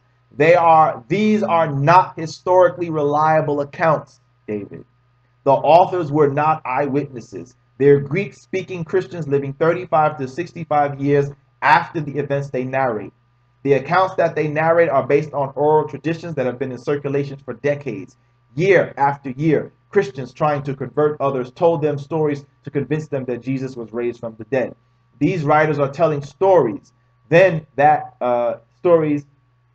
Christians have been telling all these years. Many stories were invented, and most of the stories were changed. For that reason, these accounts are not as useful as we would like them to be for historical purposes, David. So again, I always wonder when the Christians try to come with these bold and big, lofty claims of historicity when the historical method does not apply to your beliefs, David. They don't apply to the Bible. It's you guys who do that. You guys are the ones always trying to make this historical method claim for what you believe about Jesus. That's you guys do that, but history really doesn't support you in that. So the answer to the question of does history supports Paul's view of Jesus more than Muhammad's, that is false. That is false. Okay? That is false. In fact, it's the other way around. Because as Bart Ehrman shows, Jesus historically was not believed to be God at his time. This was something that was later developed, and that's exactly what the Quran says. So Muhammad's view about Jesus is more in line with history because it shows that Jesus was made into God at a later time, but he himself did not claim to be God. That's what the Quran says, and that's what we see, how Jesus, after his time, his story evolves into turning into God, as Bart Ehrman documents in his book, How Jesus Became God. As far as the death of Jesus, the Quran again is in line with that, because when you look at the so-called historical evidence, it is exactly as the Quran says. It's conjecture. It is conjecture. The so-called historical evidence for Jesus' death is conjecture. They really don't have any concrete proof, and that's exactly what the Quran says. So in actuality, Muhammad's view of Jesus is more in line with what history says, because the Quran says that you guys believe that he died, but you don't have any proof for that. All your so-called evidence is nothing but conjecture. And when you look at the so-called claims of historicity of his death, that's exactly what you see. Conjecture. You don't see anything that can definitively show you that, yes, there was this man Jesus, he was put on trial, or the Jews took him and killed him, or the Romans took him and killed him. You don't have that. It is nothing but conjecture. So in actuality, Muhammad's view of Jesus is actually in line with what we have to look at from history, rather than the Christian view. Okay? So let's finish up with David, and let's see what he has to say, and then we'll go ahead and see if we have any questions or anything to deal with. All right? So let's go ahead and finish him up. Jesus, he would have been condemned by the early church and exposed as a false teacher. Well, now let me deal with that, because he says that if Paul had said something different, he would have been condemned by the early church, but the church had not formed yet, David. So how could the early church condemn Paul when the early church didn't exist yet? There was no Roman Catholic Church. There was no Protestant church. The church had not organized itself yet. So how could the early church have condemned Paul when the early church didn't exist yet, David? And again, how could his claims, his so-called claims about Jesus, if he had taught something different, been condemned, when again, there's no evidence that the apostles ever met Paul, or Paul ever met them, or that the apostles that the Christians claim to believe in ever even existed? See? Now, people may say, well, the Quran claims that Jesus had followers. Yeah, it claims that he had followers, but it doesn't go into details about the followers, right? It just says that he had followers. It doesn't make the mistake that the Bible does by naming them by name, giving each. It just says he had followers. So we can say, okay, yeah, sure, there was a man, Jesus, he had followers. So the Quran doesn't make the mistake like the Bible does by saying, look, these are their names and all, and go. The Quran doesn't really go into much details about the followers. It just says that that Jesus has some true followers. Right? So it avoids the problem that the Bible has by trying to make these men historical figures when there is no evidence for them. See? So the Quran just mentions that Jesus has some true followers, but it doesn't go into details about them. So it avoids that problem that the Bible has and that Christians have by trying to talk about these men, each of these men with their names individually as actual historical figures. You say, look, all it mentions that he had some true followers. Okay, fine, he had true followers. Obviously, they weren't that much important to have to go into details about them. You see? All right. He wasn't condemned and exposed was that the Jesus preached by Paul was the same Jesus who walked along the shores of the Sea of Galilee. No, the reason why he wasn't condemned was because, first of all, the beliefs of Christianity were all jumbled at the beginning, which is why you had all these different groups. And this is why the church had to have all these councils, because Christianity was trying to figure itself out, David. Right? So to act like Paul was around and he was able to speak on these established views of Jesus is false from the history of the church itself. The history of the church itself shows that there was no concrete established views about Jesus, which was why you had to have all these different councils and different meetings, and there were all these different groups that had different beliefs, and you know, the Bible hadn't been formulated yet. You had to decide what was going to be included, what was going to be excluded, all these different groups of people having different gospels, right? Because history shows us that there were more than 4 gospels, right? History shows us that there were more than 4 gospels. So again, David, your claim that he would have been condemned, the church was not established yet. And in fact, the beliefs of Christianity had not been fully established yet, which is why it evolved over the years, and they had to have these councils and these meetings and decide what books were going to be in and what was the belief going to be in, Arianism, you know, and Nationism and all these different things that were going on, you know, the Gnostics and all these. It was all a bunch of different things going on. So to sit there and act like, oh, Christianity from the beginning was established, and no, David, so your claims about Paul are further discounted. So no, history does not support Paul's view yet again. Who performed miracles, who made claims that no mere prophet should ever make, who died on the cross for sins, and who rose from the dead. Again, The Islamic Jesus is a kind of Frankenstein monster, pieced. Again, nonsense claims, right? Again, you know, you heard him again, right? He said mere prophet. Again, I repeat, no prophet is just a mere prophet, David. The fact that this person is receiving revelation from God makes them in a unique category right there. There's nothing mere prophetish about that, about being a person receiving revelation from God. So to claim that, oh, he's just a mere prophet is nonsense. All right. He never claimed to be God. You can't show where Jesus says that he's God. You're saying that he make the claims that he makes, right? And again, we've shown this before. The claims that he makes are not really out of the ordinary, because he says that the things that he's doing is what? Is because he doesn't do them on himself, right? John chapter 5 verse 30. I can of my own self do nothing. He judges because he gets the judgment from what? The one higher than him. It's not like has this ability on his own. He says that in your book. He says, I'm a man who told you the truth that I heard from God. In other words, the truth was not it did not originate with him. He heard it from God, and now he's telling you the truth that he heard. His powers come from God. When he wanted to raise Lazarus from the dead, what did he do? Did he do it himself? No. He prayed to God so that Lazarus could be raised. You see? So all these claims that you're making don't work, David. They don't work. And then you went back to the rising from the dead thing. Again, no evidence that he died. Right? No evidence that he rose from the dead. You don't have it. You don't have anything historically to show that this man rose from the dead. There is no evidence of anybody rising from the dead, David. Don't you think they would have spoke about this? And as I told you in my debate, when I debated you years ago, that there's an event that's mentioned that allegedly coincides with the death of Jesus, and no one mentions it, which was what? When the dead bodies rose out of the graves, right? In the book of Matthew. There's this event that claims that it took place, it coincided with the death of Jesus, right? Yet there is no evidence of this. Now that would have been something surely that people would have recorded, right? In Matthew, what is that? Matthew, right? Where it talks about the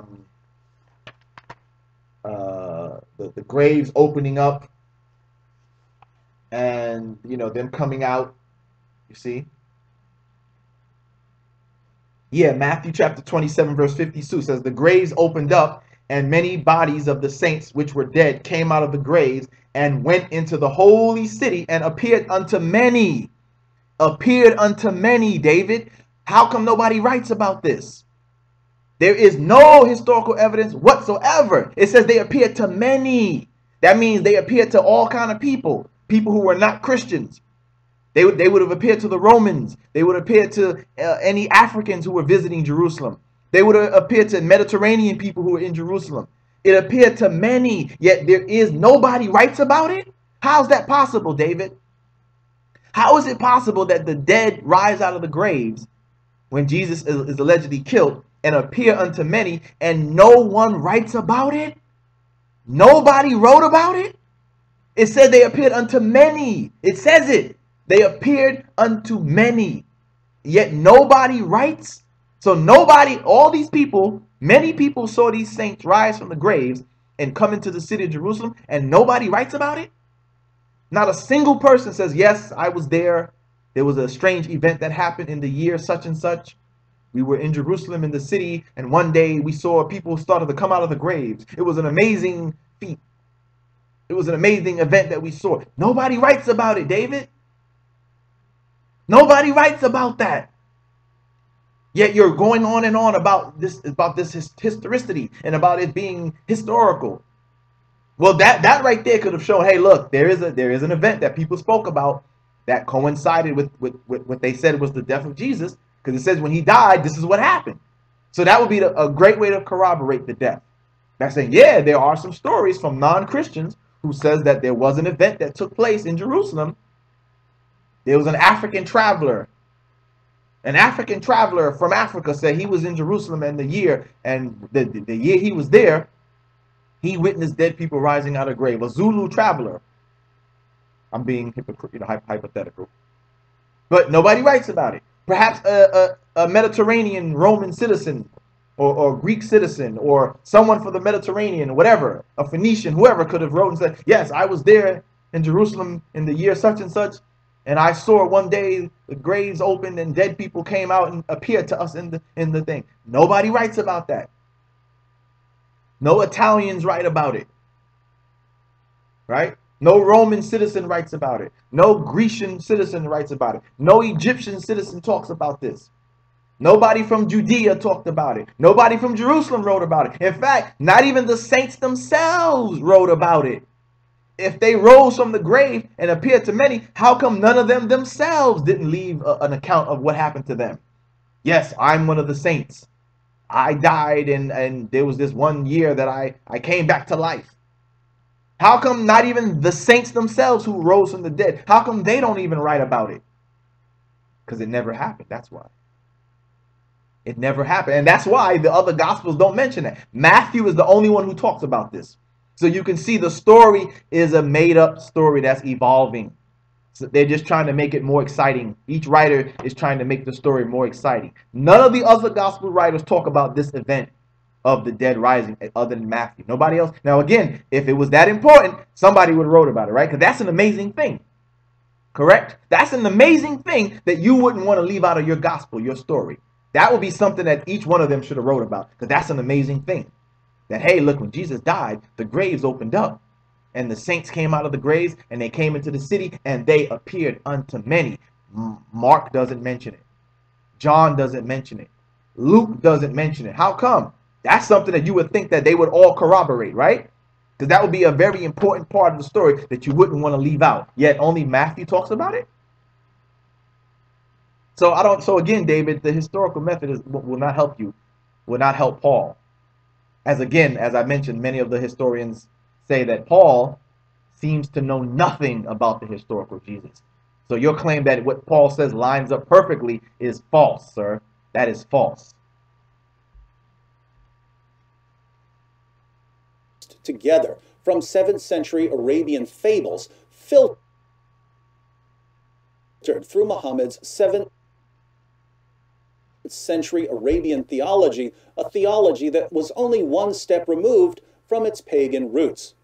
If you've ever wondered why there are Christian historical Jesus scholars, Jewish historical Jesus scholars, atheist historical Jesus scholars, and agnostic historical Jesus scholars, but no Muslim historical Jesus scholars, it's because Muslims are bound by the methods and ideas of Muhammad, the world's greatest authority on how not to do history. Oh, stop, David, please. So Shabir Ali, when he does his research, when he does his debate, you don't think he's using the historical method to search about Jesus? Of course, if you watch his debates, you can see that clearly Shabir Ali has done his research.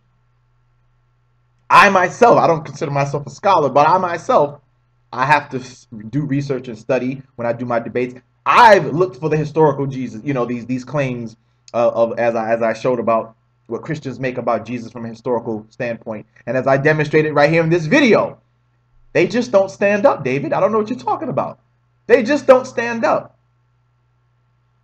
They just don't stand up to historical research, sir.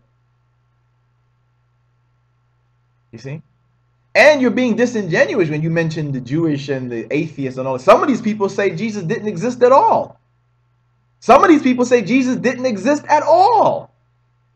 Right? There are some of these Jewish or atheist scholars that say Jesus didn't exist at all according to their research. So you're just being totally disingenuous. Or, now, you know what? I can't even, I know you're not ignorant. I know you're not ignorant. So you're being totally disingenuous throughout this video. Because some of those scholars you mentioned, Jewish or atheists, they say there was no Jesus at all. In order for you to be talking about historical. Okay?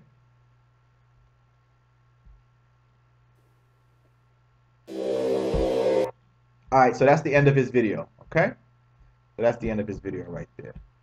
Alright, so, you know, as you saw throughout this video here, the evidence is not on David's side. The historical evidence is not on Paul's side. Right? It's not on Paul's side. It's not on David's side. He made a lot of big, lofty claims about history. And a lot of Christians like to do this, but history is not on your side. History is not on your side when you make these claims. Okay? So you guys saw the books that some of the books that I mentioned about whether even Paul himself is an actual historical person. And like I said, those who do say that Paul existed, they say he probably was a real historical person. As far as anything concrete, well, you know, that's up in the air about it. But and see, that's the issue here, because this is something that the Christians like to do. They like to come from this historical perspective, trying to make their beliefs and things, you know, and trying to, you know, base it upon some kind of historicity to it. But as I said, the evidence for it is lacking. This is something that they like to do, but the evidence for it is lacking. Very lacking. All right. So, well, let's see what you guys are saying in the text. We'll go to any questions. Anybody got any questions or anything? While I look at your questions, let me take this time to remind you about donations. If you want to take the chance again, you have the chance to donate. You can donate in the links that are in the description of this video. So let me see what you guys are saying here. Let's see. Where are you? Oh, you guys are talking about something.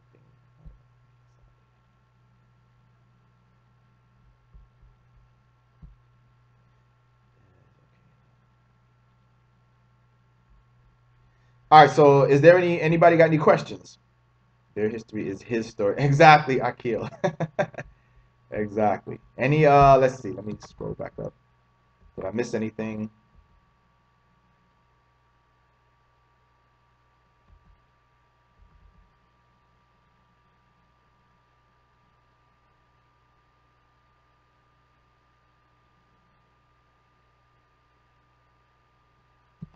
You know, well, the thing about the moon splitting, there's some different interpretations of the verse, because some show, if you read the verse in context, that it actually speaks about the splitting of the moon in the end times, when everything is taken away, when the earth is taken away, and everything is basically taken away. So some interpretation is that it's referring to that. It's not necessarily. It doesn't really show that it's referring to Muhammad himself splitting the moon as mentioned in the hadith. So that's why that argument can't really hold up for you.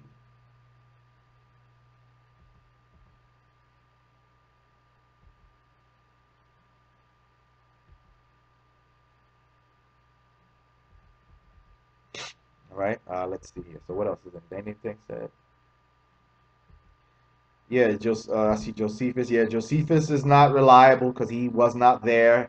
He comes in after the events. He was not an eyewitness. He didn't speak to any eyewitnesses. So, and as who said that? Was it Yusuf? And yeah, as Yusuf said, scholars have determined that the places in Josephus's work where it mentions Jesus have been forgeries, that they were added later. They were added later. In fact, who was it? Who mentioned? I think in that book, the Jesus Mysteries, they mentioned that one of the church fathers said that at his time, Josephus didn't say anything about Jesus, showing that clearly it had to be a later edition, because this church father, at his time, he actually said that Josephus's work at his time did not mention anything about Jesus. So therefore, we can only determine then that whatever stuff was said about Jesus in Josephus's work must have been added later, right? It must have been added later.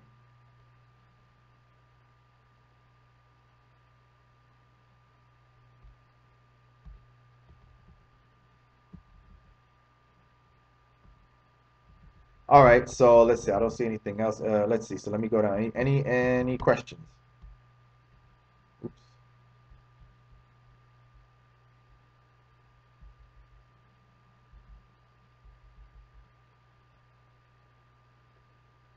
Oh, thank you, Mo Staff, for your donation. Appreciate that. Thank you very much. Thank you very much. Thank you very much. Again, though, like I said, if you can use the links in the description of the video, that would be preferable, right? If you anybody who's making a donation, please, if you can't, that's fine. But if you can, please make it in the donations in the description of the video through my PayPal or through my website. All right. If you have the ability, if you don't, and you can only do it through the super chat, that's fine. But if you do have the ability to do it, please make the donation through the links in the description of this video, through my website or through my direct PayPal. That is more preferable, okay? But nonetheless, I thank you. I do thank you. But again, please make your donations through the links in the description of the video, okay, everyone?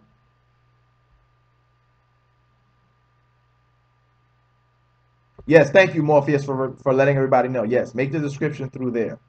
What's this? Shadi, I'm 18. I memorized. I'm 18. I memorized Surah 75 through 114, Quran 59, and many other ayahs. Well, that's good, Mahbub. That's good. Keep up the good work. Keep studying. Keep memorizing as much as you can. But here, let me give this advice to you too, brother. I don't know if you can speak Arabic, but if you do not speak Arabic, please make sure to not only memorize, but memorize and learn the meaning of what you memorized. All right? That's one advice I give to people. Don't just memorize it unless you know Arabic. I mean, if you speak Arabic as a language and you memorize it and you already know it, then that's different.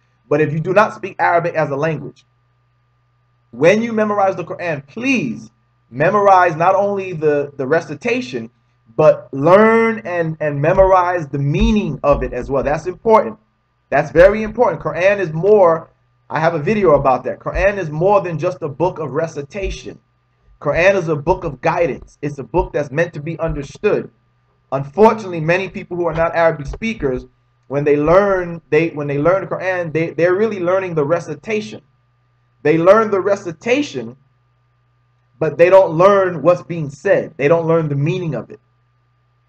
And it's very important that the Quran be learned, not just parroted. You understand what I'm saying? Not just parroted. Learn it, meaning learn what it means. Learn what it says. So that way you not only do you memorize the recitation, but you also have memorized the meaning of it, because that's important. This is a book of guidance. It's not just a book of incantation. It's not just a book to recite and it's empty. No, it has meaning to it. So learn the meaning along with the memorization. So that way you not only do you know the recitation, but you also understand and know what is being said. That is very important. So that's the only advice I would give to you in that.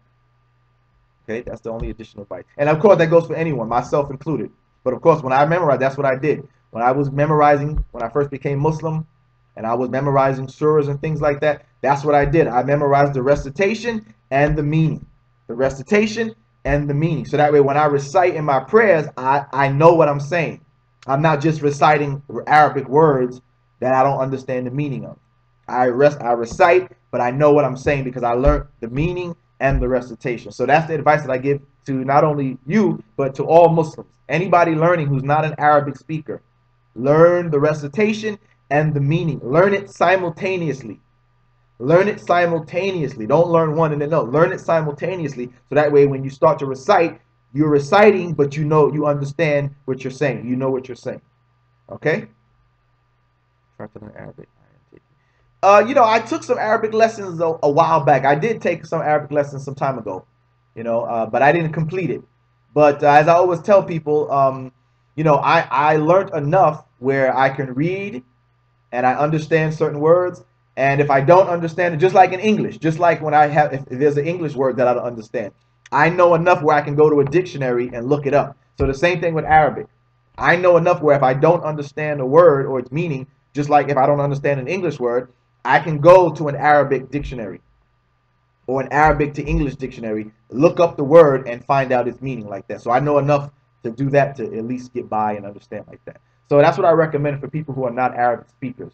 Learn the recitation and learn the meaning simultaneously. Learn it simultaneously.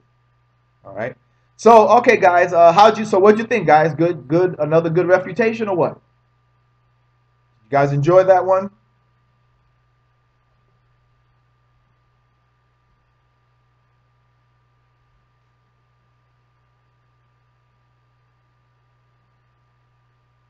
Yeah, I pretty much use those same ones. Yeah, yeah.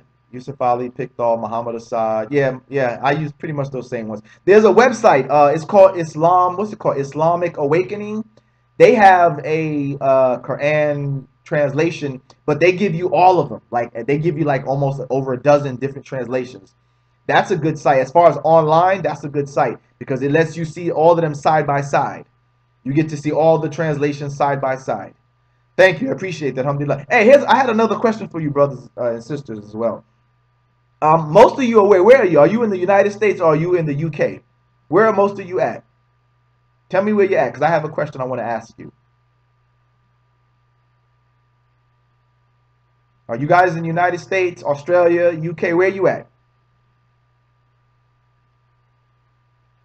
The reason why I'm asking is because, a lot of times I do the show at 8 p.m.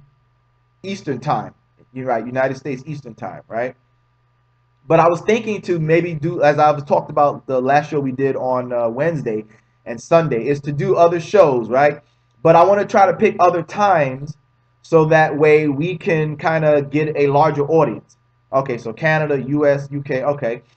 In the UK, Mo, what time is it? What time is it in the UK? Mo, Shaf, and Muhammad. What time is it over there? Okay, Mahmoud, you're also in the UK. What time is it over there right now? So we got a good mix. We got a good mix of people here in the USA and the UK. Well, so what time is it in the UK right now?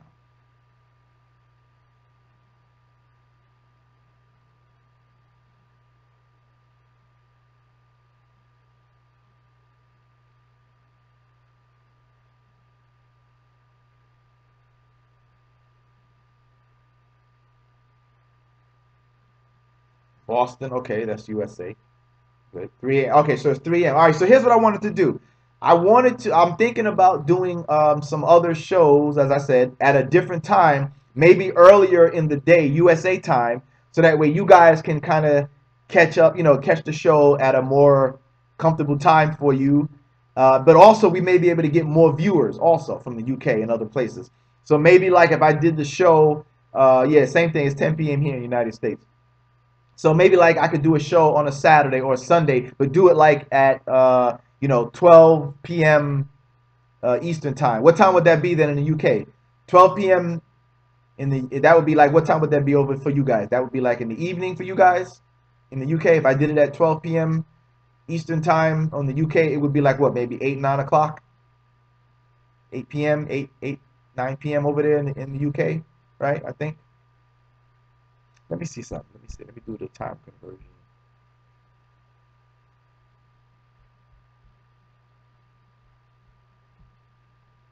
Let's see.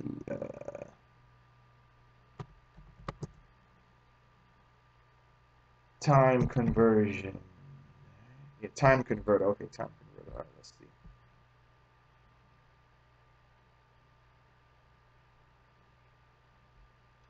Time zone converter. Yeah. All right. So let's see here.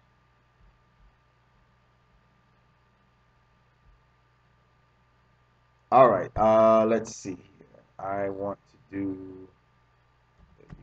Oh, I gotta add a city. All right. Let's say London. I'm just gonna say London.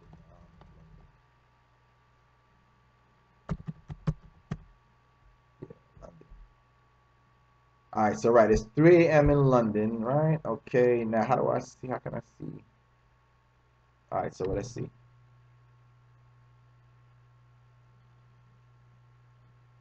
So wait a minute. So you guys are 5 hours ahead of us? So if it's 10 p.m. here and it's 3 a.m., so you guys are 5 hours ahead of us. Right? You're already in the next day. You're at 3 a.m. 3 a.m. in the morning in the UK. So you guys are 5 hours ahead of us, right? 10, 11, 12, 1, 2, 5 or 6 hours ahead of us. So if I do the show at 12 p.m. on a Saturday or Sunday or any other day, that would be 12, 2, 3, 4, 5, 6 o'clock then. So it would be like 6 p.m. in the UK. Right? Is that right? Is that right? It would be about 6 p.m. right in the UK. So if I do a show at 12 p.m. Eastern time here, for you guys it would be about 6 p.m. at night. 6 p.m. or 6 p.m. in the evening for you guys, right? Okay. So let's. So what do you guys feel about that? If I did a show earlier in the day, what do you think about that? On some certain days, we could do a show earlier. You know, I could do maybe like a Saturday show at 12 or a Sunday show at 12 p.m. and it would be 6 p.m. You guys, maybe we could get more. All right, so it'd be 7 p.m. All right, so that's good then, right? So then you got more people could tune in.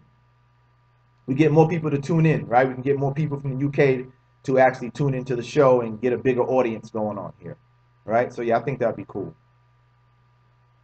All right. So.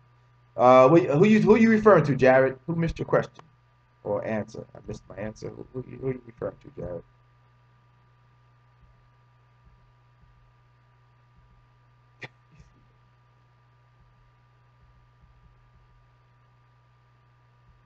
Yeah, Islamic Awaken. I said, yeah, Islamic Awaken. They have all the good translations there.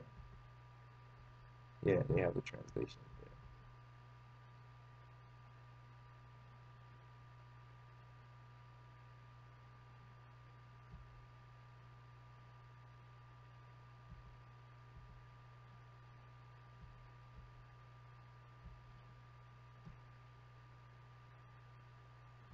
Oops, that was too far.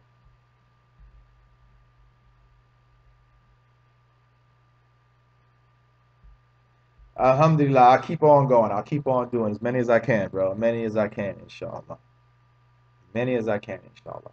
Well, all right then, brothers and sisters. We'll go ahead and close it out. Another good show. Wow, we almost did 2 hours. Alhamdulillah, that's good. We almost did 2 hours. So that was good. One last time, again, please, brothers and sisters, if you can make a donation, again, you have the links in the description of this video. Everybody have that? You have the links in the description of this video where you can make a donation through PayPal or through my website. The website also is through PayPal, but it just allows you to go through the website. Or you can go directly through PayPal. All right? Again, that is the preferable method of donation if you're going to do it.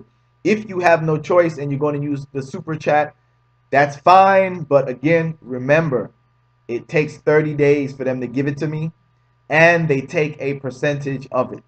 If you want your brother to get the whole thing, use the links in the description area of the video. All right, use the links in the description of the video. So again, I appreciate it. Like I said, I always check it when I get off to see who donated. We haven't got any donations for the last few shows, but again, tonight, if you do donate ahead of time, let me thank you now. May Allah reward you. I will check it when I get off to see who donated. I appreciate it. I'm grateful for your donations. I ask that Allah reward you for those who donated, and we appreciate it. Make HD can't clear video. I will, brother. I will. Lately, we've been just doing the live shows, but I'll probably do some shows. You know, I mean, not some shows, but you know, the regular videos where we do it on HD and all that stuff like that. I'll still do that. But so far, we've been doing the live show, and it's been working pretty good. It's been turning out pretty good. Okay, it's been working out pretty good. Thank you, Sammy. Appreciate that. Yeah, we have a lot of people at the shows watching, so that's good. Do you like Sahih International? Sahih International, it's okay. The only thing I don't like about it is that it's too many parentheses, man. I hate, or not I don't say, but I don't like when you're reading it and they always have all this stuff in parentheses. You know what I mean? I rather just read it as it is, because the stuff in, see, the thing what I don't like about the stuff in parentheses is that some of the stuff in parentheses is not what's in the verse. It's like kind of like an injection. Like, I'll give you an example. What I mean by that. Like, in one of the parts of the translation, there's one that talks about the women covering, right? Surah 24. What is that verse? Surah 24, verse 33, 39, something like it's Surah 24, verse 30. The verse that talks about the women covering, right? Talks about the women covering. Okay. And thank you, Sammy. I appreciate that. And it talks about the woman covering, but in parentheses, it says all this extra stuff. It says covering the face and the eyes and one eye, leaving one eye uncovered. And I'm like, man, you know, that's them. The translator now is injecting their own perspective on it. The verse itself doesn't say all of that. covering your eyes and covering and leaving one eye open, one eye uncovered. It doesn't say all of that. So that's the thing that I don't like about parentheses, is that sometimes it's saying too much and it's adding in the view of the translator, which the verse is not actually saying itself. That's the only thing I don't like about that. But other than, as far as the English parts of it, it's pretty good. Have you heard Usama? Oh yeah, he's horrible, man. That dude, I already know about him. He is horrible. He's horrible. So he made a Quranic translation. Wow, that's amazing. But yeah, that dude, yeah, he's horrible, man. I had a run-in with him before, I think, one time. The dude, I think I called in one time to a show, and his attitude is like, is out of here, man. I wish I could have a debate with him. That's what I would see. People like that, those are the kind of people that I like to debate, where they can't run. Because when I called into the show, you know, they have the ability to overtalk you. They can shut off or cut your phone off or whatever. So people like that, I like to have a debate where there's nowhere to run. You know what I mean? There's nowhere to run. There's nowhere to hide. You know what I'm saying? So, but all right, brothers and sisters, let me get ready to close it out. Let's see. We pay you is zakat because it is in the name of Allah. If you donate to me, it'll be sadaqah, because you know zakat is that annual charity that you pay annually on your earnings annually. So if you're just giving a donation, then it's sadaqah. Zakat is your yearly, you know, the yearly payment that you make based upon your annual income, right? So that's different. So when you give a donation to me, it's considered sadaqah, charity, like a basic charity. But it's still great, you know. You still get a reward, a great reward from Allah nonetheless, because you're still making a donation in the name of Allah for a good cause, towards your brother who's doing dawah, towards your brother who's out there, you know, trying to defend Islam and argue against liars and haters and stuff like that. So nonetheless, it's still a great reward. You know what I mean? It's still a great reward. So yeah, you should watch the debate between Yusuf and Ismail. Oh yeah, I'm gonna have to check that out then. You were talking about word Muslim. Oh, okay, you're right, Mahbub, you're right. That is different. Muslim Khan, you're right. You're right. I was talking about Muslim Khan, not Sai International. You're right. Okay, you know what? You're right.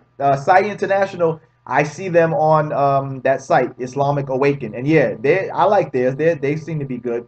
They seem to put it in like good, common English. You know what I mean? Good, common, everyday English. So yeah, you're right. That's a mistake. My mistake. You're right. So yeah, I like theirs. Theirs seems to be pretty good. Theirs seems to be really good. Yes, it is sadaqah fi sabilillah. It is sadaqah fi sabilillah. All right. All right, brothers and sisters, and any other non-Muslim guests who are here, I'm getting ready to close it out. We went for about almost 2 hours. It's 1 hour and 58 minutes, which is essentially 2 hours. But another good show. Let's see what happens, inshallah. Let's see if we can do another show on Sunday. And let's try to keep that going. We'll do Fridays, inshallah, maybe Saturdays or Sundays, and Wednesday, and then a show on Wednesday. All right? So it's Fridays, either Saturday or Sunday, and then another show in the middle of the week on Wednesday. And like I said, if something comes up in the news, you know, like something happens in the news and we need to address it, then we'll have like an emergency show or a surprise show or something like that. All right. So again, I appreciate it. One more time, you can make a donation in the description area. You can get my book, He Never Was God, How Scripture Shows Jesus Was Fully a Man and Not God. You can get my DVD, Taqiyya, the lie they made against Islam. In future shows, I will include my links to my martial art videos. If you want to get some videos on that, you can do that. Make a video. You know, I did that already, bro. I already did a video on 929. Look on my channel. I have a video where I do a refutation of David Wood, in fact, speaking about 929. So yeah, just go look on my channel. Scroll through my videos, and I did a refutation concerning 929 already. And I believe it was addressing David Wood. So yeah, you can find that already. I did that already. All right. So again, one more last time, you can make a donation to the links in the description, or you can buy the book. Don't forget my book, He Never Was God, How Scripture Shows Jesus Was Fully a Man and Not God. Get my DVD, Taqiyya, the lie they made against Islam. And as I said, in the future, I will include links to my self-defense videos. So if you want to learn self-defense or get your wife or your sister some self-defense videos, I will include those links, and you can also help through those means. All right? So with that, I say assalamu alaikum, and inshallah I'll see you brothers and sisters on the next show. All right? I don't know. Yeah, I wonder, Yusuf. I wonder if he watches them or anybody gets word to him, about my reputation. So I wonder, you know what I mean? I wonder. But I know his fans watch it. I know some of his fans catch the video, so that's good. At least we're, the word is getting out there. But all right, we'll end it on that. I'll see you guys next show, or I'll see you on Pal Talk. Have a good night, or have a good morning for you guys in the UK. So already the next day for you. So have a good morning, and I'll see you on the next show. Assalamu alaikum.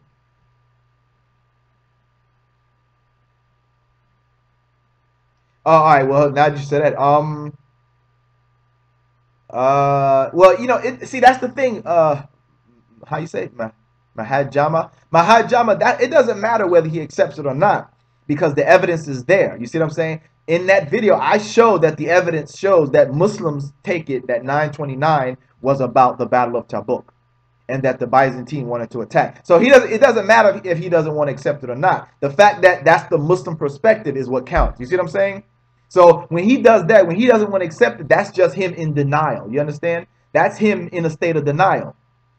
Because no matter what, the point is that no matter what he tries to claim about it, his claim is false. The Muslims do not view that verse like he claims the verse is about. The Muslims view it that verse was still revealed in a case of self-defense. It was revealed about the Battle of Tabuk, and it was in a state of self-defense in which the Byzantine were trying or planning to attack the Muslims. So even then, that verse, the Muslims take it that verse was revealed in a state of self-defense.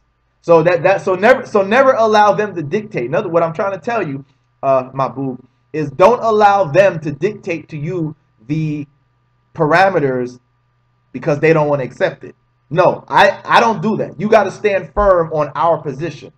See? So if he doesn't want to accept it, oh well, too bad. The Muslims tell us that this verse was revealed in a state of self-defense, and you have to stick to that. If he doesn't accept it, you say, oh well, I did my job. I showed you the proof that this verse is not how you make it out to be. If you don't accept it, that's your problem. But at least I can show from evidence from Muslims, scholars, and etc., that this verse is taken as being revealed with the Battle of Tabuk, which dealt with the Byzantine planning to attack the Muslims first. So that verse still stays in line with what Surah 2 verse 190 says, which is what? Fight back against those who fight you, but do not be the aggressor. So 929 is not a verse of aggression. 929 is not a verse of Muslims attacking first. 929 stays in line, as I said in my video where I refuted him, it stays in line with the rest of the Quran, which is what? Fighting back in self-defense. Fighting back in self-defense. Fighting back against those who are trying to attack you. You see what I'm saying? You see? Okay. Well, Jared, you got to remember though, Christians tell us that when Jesus returns, he's not going to love and pray for his enemies. So if we're going to follow the example of Jesus, which Jesus are we following? Because the new Jesus that's returning in his second coming, he's going to come back with an army ready to fight. So as I've said in my previous videos, you Christians like you, Jared, you're actually telling me to follow a false Jesus. Because according to you, when Jesus comes back, he's not coming back with love and praying for enemies. He's coming back to attack his enemies. He's coming to dash his enemies to pieces. So why aren't you telling me to follow that Jesus, Jared? Why are you still preaching the old Jesus that said, love your enemy? Why don't you preach the new Jesus that you expect to come in his second coming? Why are you still telling us to follow the old example? No, the new Jesus that's coming according to the book of Revelation, he comes to destroy his enemies, Jared. He comes to rule with an iron rod, Jared. He comes with a robe dipped in blood, Jared. He comes cutting his enemies down, Jared. Why aren't you preaching that Jesus? But this is before him judging. It says when he comes, he's coming with an army. He's not going to judge yet. First, he comes with an army and he's dashing people to pieces. He's destroying nations. He's cutting his enemies down, Jared. He judges allegedly later after that.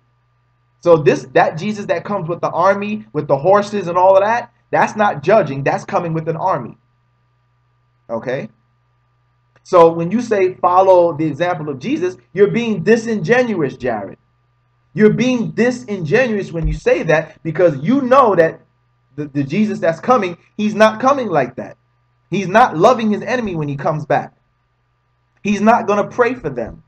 He's not going to turn the other cheek on them. So that's dishonest to say that, Jared, when you know very well that's the old Jesus. Shouldn't we be following the new Jesus that's coming? So you're being, to me, that's a dishonest statement to say, oh, follow Jesus, love. No, because that's not what he's about no more. That's he's not here, right? Jesus is not here, correct? He's not here, Jared. So why are you telling me to follow an example of a Jesus that's not here and that you don't even believe is coming like that? When he comes back, according to your belief, he's not coming back with that teaching. So shouldn't you be more concerned about following the Jesus that's to come, which is a Jesus that will destroy his enemies, not pray for them, not turn the other cheek, not love them, but kill them, destroy them? You see? So to me, when Christians keep preaching this old Jesus, to me, you're not being honest. You're not being honest to us when you teach that, because you know that he's not coming like that. No, it doesn't say Antichrist. It says when he's coming, he's going to destroy nations. He's going to dash people to pieces. He's going to rule with an iron rod, Jared. So he's not just going to go against the Antichrist. He's going to go against any people who rejected him, Jared. Again, but the teaching is that the Jesus that's coming is not loving the enemy.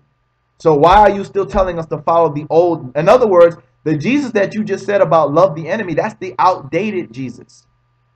That's the old, outdated Jesus. Why aren't you preaching the new coming Jesus, which is the one, as I mentioned, that does not love his enemies? He dashes them to pieces. He cuts them down. He rules with an iron rod. His robe is dipped in blood. Why aren't you preaching that Jesus, Jared? That's fine, but you just made a statement about following the Jesus of love and all that, but that's the outdated Jesus. That Jesus is old and outdated. That Jesus is null and void, because the Jesus that comes, he doesn't come like that. So you shouldn't tell us to follow the example of Jesus. That's the outdated Jesus. So that Jesus doesn't count no more. We can't follow that example because that's not what he's about, according to the book of Revelation. You see? And really, this thing about Jesus judging, there's question about that, because in the book of Matthew, Jared, Matthew says the disciples are also going to judge. So why aren't you afraid of the judgment of the disciples? Right? According to Matthew, Jesus allegedly says that he and the 12 disciples are going to judge. It's not just Jesus judging. According to that, the disciples are also going to judge. So what about them? Maybe you might have to stand in front of one of the disciples, Jared, instead of Jesus. Maybe one of the disciples will allegedly. Of course, I don't believe that, but your book says that the disciples are going to be sitting on thrones with Jesus judging. So why aren't you worried about the disciples' judgment? But of course, like I said, it's really neither here nor there, because I don't believe that the disciples or Jesus is going to judge anyway. Yes, it is outdated, because again, you're preaching a Jesus that's not updated. You're preaching an outdated Jesus. When he returns, he's not coming like that, right? The book of Revelation shows that Jesus returning is not going to be loving and praying for his enemies. So you are preaching an outdated Jesus. That's not the Jesus that's coming. You should be preaching the updated Jesus. Okay. The question about UFC Muhammad Noor. I haven't watched it in a long time, but you know, when I can catch a video, I do. When I can catch watch a battle or a bout, I catch one. You know, but I don't. You know, I don't watch it all the time. But you know, when I can, I do that. You see, when I can, I do that. Okay. Right. So why don't you mention that, Jared, that they will be judging? They're still going to be judges with Jesus, right? Jesus is not the only judge. Jesus is not the only judge. But Christians never mention that. They always act like their book says Jesus is the judge, and that's why they claim he's God. But I'm like, but what about the disciples? The disciples says that they're going to judge, even if it's just the 12 tribes. But according to you, only God judges at the end of time. But yet your book says, no, the 12 disciples are going to judge. And here's another problem with that, which is probably why it's all false. How could the 12 disciples be judging, Jared? Wasn't one of the disciples a traitor? So, or was he forgiven? How are the 12 disciples going to judge when one of those 12 disciples was a traitor to Jesus, Jared? Jared, answer me that, Jared. How can all 12 disciples judge? Wasn't one of the 12 disciples a traitor? He betrayed Jesus. So how is that 12th disciple going to be judging when he betrayed Jesus? Can you explain that to me, Jared? How can all 12 disciples judge when one of them betrayed Jesus? How is he still going to be able to judge when he traded on? Shouldn't he be in hell? Shouldn't he go to hell himself since he betrayed Jesus and turned him into the Romans, allegedly? But yet Jesus says the 12 are going to judge. How does that happen? How can all 12 of them be judges with Jesus when one of them was a betrayer?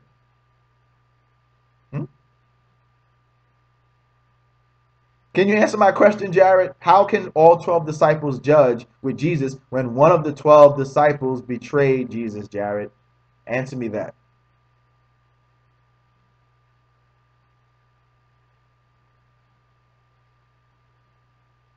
No, he was not replaced. No, he was. When Jesus said that, he was talking to the 12. He didn't say that one of you is going to be replaced. So you're being dishonest. He made that statement in Matthew to the 12 disciples. He didn't say nobody was replaced. He didn't say nobody was replaced, Jared. He didn't say anybody was replaced.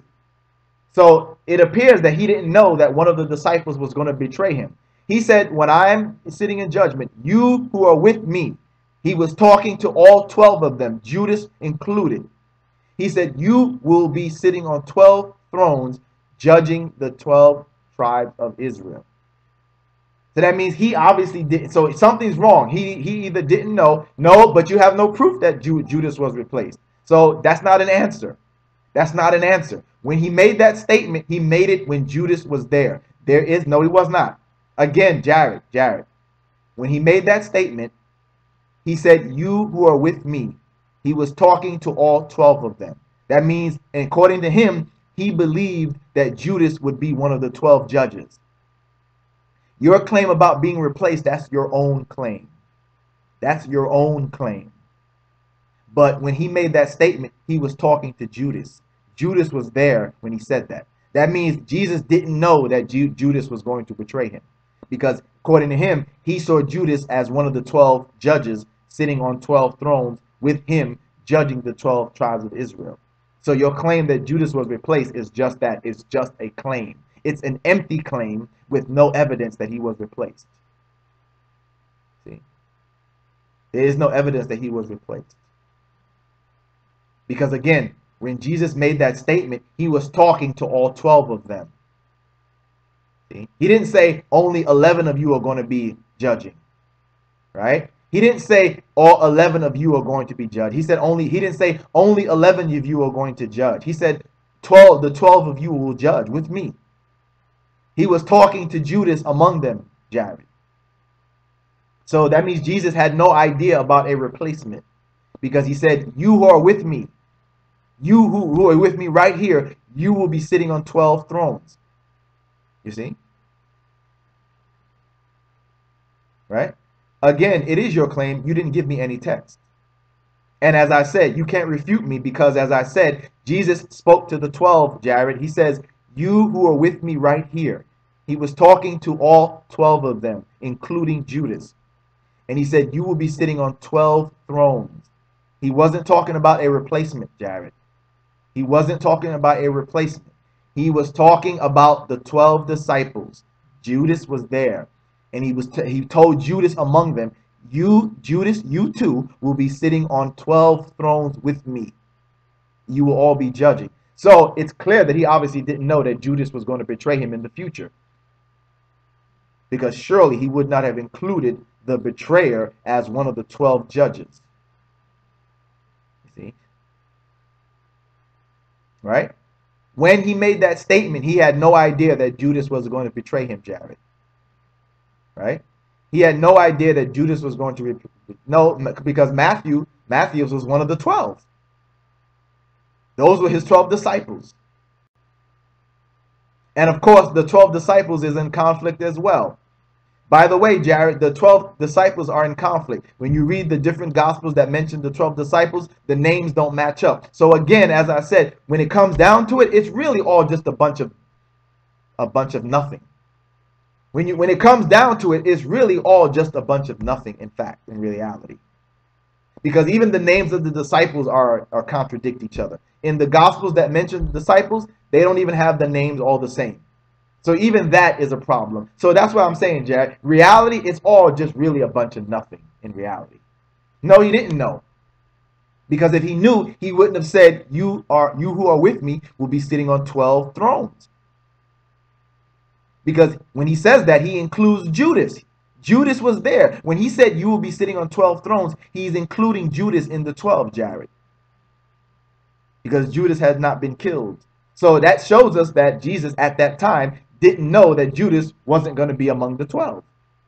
Or he wouldn't have included Judas. But yet when he makes the statement, he includes Judas as one of the 12 judges, Jared. Which means Jesus obviously didn't know that in the future, Judas was going to betray him.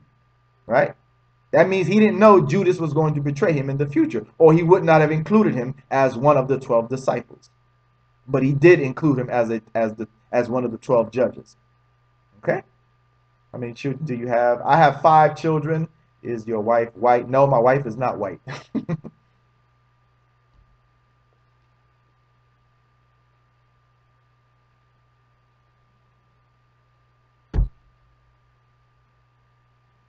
No, Jared, it is a conflict. It is a conflict.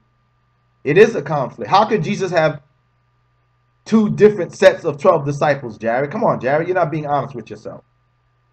It is a conflict. One mentions 12 disciples. Another one mentions 12 disciples. And each of the 12 is different. So how is it not a conflict, Jared? He didn't have 24 disciples, did he, Jared? He had 12. He didn't have 24 disciples, Jared. He had 12. How is it that one book mentions a different 12 and the other book mentions a whole nother different 12? Which one is true? Which of the 12 were his true 12 disciples, Jared? So you're being dishonest with yourself when you say that there's no conflict. Right? Jared, stop lying on the Quran, Jared. The Quran doesn't make any such claims. And if it does, Jared, the Quran says that whatever Jesus did, he did it with the permission of Allah, Jared. Okay, but I don't recall any verse that says Jesus could tell what was in people's houses. But again, whatever miracles Jesus did, Jared, the Quran says he did it by the permission of Allah. So don't lie on the Quran, Jared, or you'll be banned from my chat room, my chat in future videos. Okay? You already you already claimed the Quran mentioned Paul. The Quran does not mention Paul. Now you're making another claim that the Quran does not say. Okay? I won't allow that too much longer, Jared.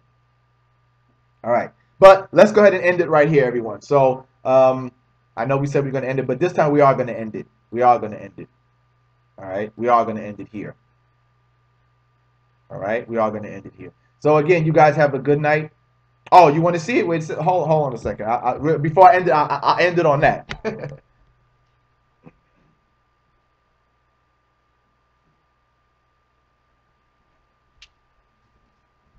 Matter of fact, let's see if I can put it on the screen for you here. Let's see if I can put that on the screen. Let's pull that up.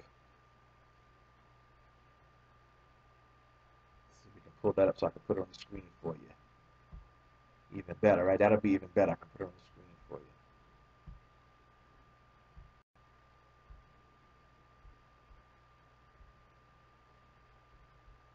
Let's see here.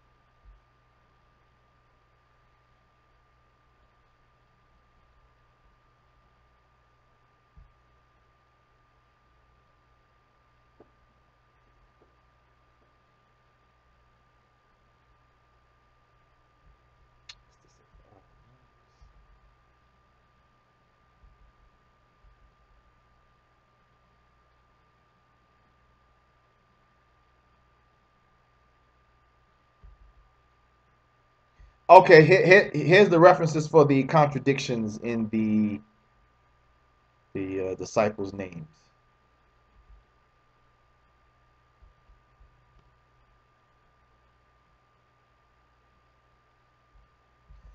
All right, I'll type it for you. It's Matthew chapter 10, verse 2 and 4, right? Here you go. I'm going to show you right here. Matthew chapter 10, verse 2 through 4.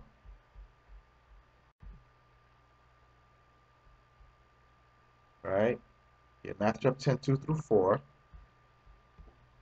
Versus Mark contradicts Mark chapter 3, verse 16 through 19. Mark chapter 3, verse 16 through 19. So there you go, Jared, and I'll read it. Let's read it now, Jared, so you can see the contradictions, right? It says that Matthew chapter 10, verse 2 and 4 says, now the names of the 12 apostles are these: the first, Simon, who is called Peter, and Andrew his brother, James the son of Zebedee, and John his brother, Philip and Bartholomew, Thomas and Matthew the publican, James the son of Alphaeus and Labius, whose surname was Thaddeus, Simon the Canaanite, and Judas Iscariot. All right, now let's take a look at the names in Mark. The names of the 12 in Mark are Simon, his surname Peter, James, son of Zebedee. You got John, the brother of James, and his surname. Now you got the different surname. How you say this? Boanerges, which is that's a different name. Surname. The other surname was different. Now the surname is Boanerges, which is the son of thunder, and Andrew, and Philip and Bartholomew and Matthew and Thomas and James the son of Alphaeus and Thaddeus and Simon the Canaanite and Judas Iscariot. Then in Luke, you have Luke chapter 6, verse 14. You have Simon, Peter, Simon who's named Peter, Andrew his brother, James and John, Philip and Bartholomew, Matthew and Thomas, James the son of Alphaeus, and Simon. Now there's another Simon, and Simon called Zelotes. So now notice how there's a different person. Each one of them has this other different person, right? Simon, who's this other? Now there's another Simon called Zelotes. He's not mentioned in Mark as one of the disciples. He's not mentioned in Matthew as one of the disciples. So you see what I'm saying, Jared, when you claim that, oh, it's different? No. How can he have 12 different people and each one there's a different person in each of the 12 ones? Right? So in each one, notice there's this other different person who's not in the other ones. So now in this one, there's another Simon called Zelotes. Or Zelotes, I don't know how you pronounce that. Zelotes or Zelotes or whatever. But he's not mentioned. This other Simon is not mentioned in the other ones. Right? And then there's another Judas. Then you got and Judas, the brother of James. There's two Judases in Luke. He has 12 disciples. Now in Luke, he has two disciples named Judas. You got Judas, the brother of James, and Judas Iscariot, which is also the traitor. So in Luke, he has another Judas. He has two Judases among the 12 disciples. One of them is the brother of James, and then there's the other Judas Iscariot, which was the traitor. So you see, Jared, the names don't match up. And then I think there's a difference in Acts too, right? It says, and when they were come in, they went up into an upper room where abode both Peter and James and John and Andrew, Philip and Thomas, Bartholomew, Matthew, James the son of Alphaeus, Simon, Zelotes. Okay, that one matches up. But again, it's still like, well, no, and that one only has one Judas, right? That one only has one Judas. Now the one in Acts throws out the other Judas and just mentions Judas of James. And notice in Luke, Judas of James is not Judas Iscariot.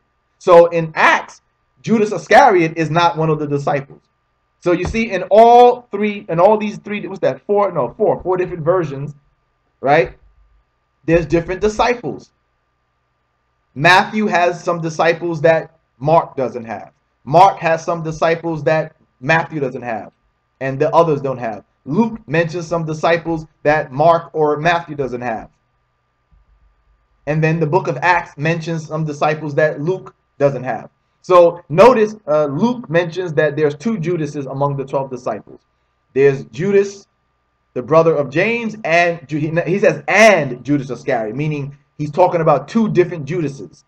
There's Judas, the brother of James, and there's another Judas, Judas Iscariot, among the 12 disciples in Luke. But in Acts, now Acts only mentions Judas, the brother of James, which is different from Judas Iscariot. Okay, matter of fact, here, let me put this on the screen for you guys so you can see it. So you can see it side by side. Okay, I'm going to put it on the screen for you. I'll put it on the screen for you, Jared. Let's put that on the screen.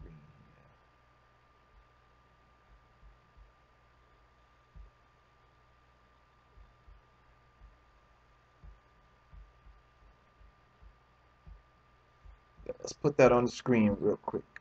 Let's see.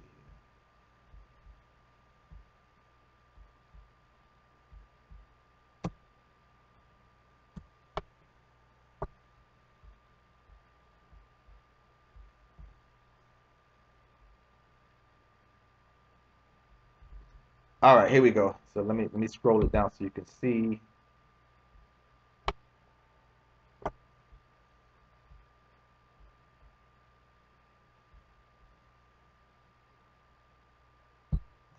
Let me interact. Can I scroll down on it?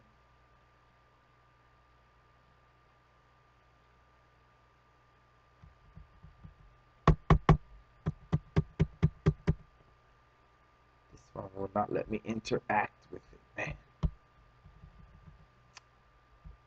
Let me see. Did anybody post it in the description? I mean, not in the text. Let's see. Maybe one of the brothers can post the verse for me. It's Acts chapter 1 verse 13. Acts chapter 1 verse 13. Jared shows a different set. Acts chapter 1 verse 13. So in Acts chapter 1 verse 13, it mentions one Judas, but Luke mentioned two Judases. So you see, Jared, you can't say, oh, it's different. No, you can't say that it's not a contradiction. It is a contradiction. Which one of this group was the 12 disciples? Right? No, we told you the Quran doesn't mention their names. All the Quran says is that Jesus had some true followers. It doesn't mention any names. It leaves it open. He had true followers. Okay, fine. He had true followers. They obviously weren't important enough for the Quran to mention them.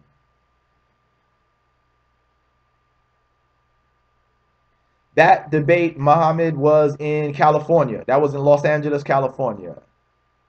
Or, yeah, well, it was in Anaheim, actually. It was in Anaheim. But, yeah, it was out there in California. The debate with David, is Islam a threat to the West? That's when I went to California.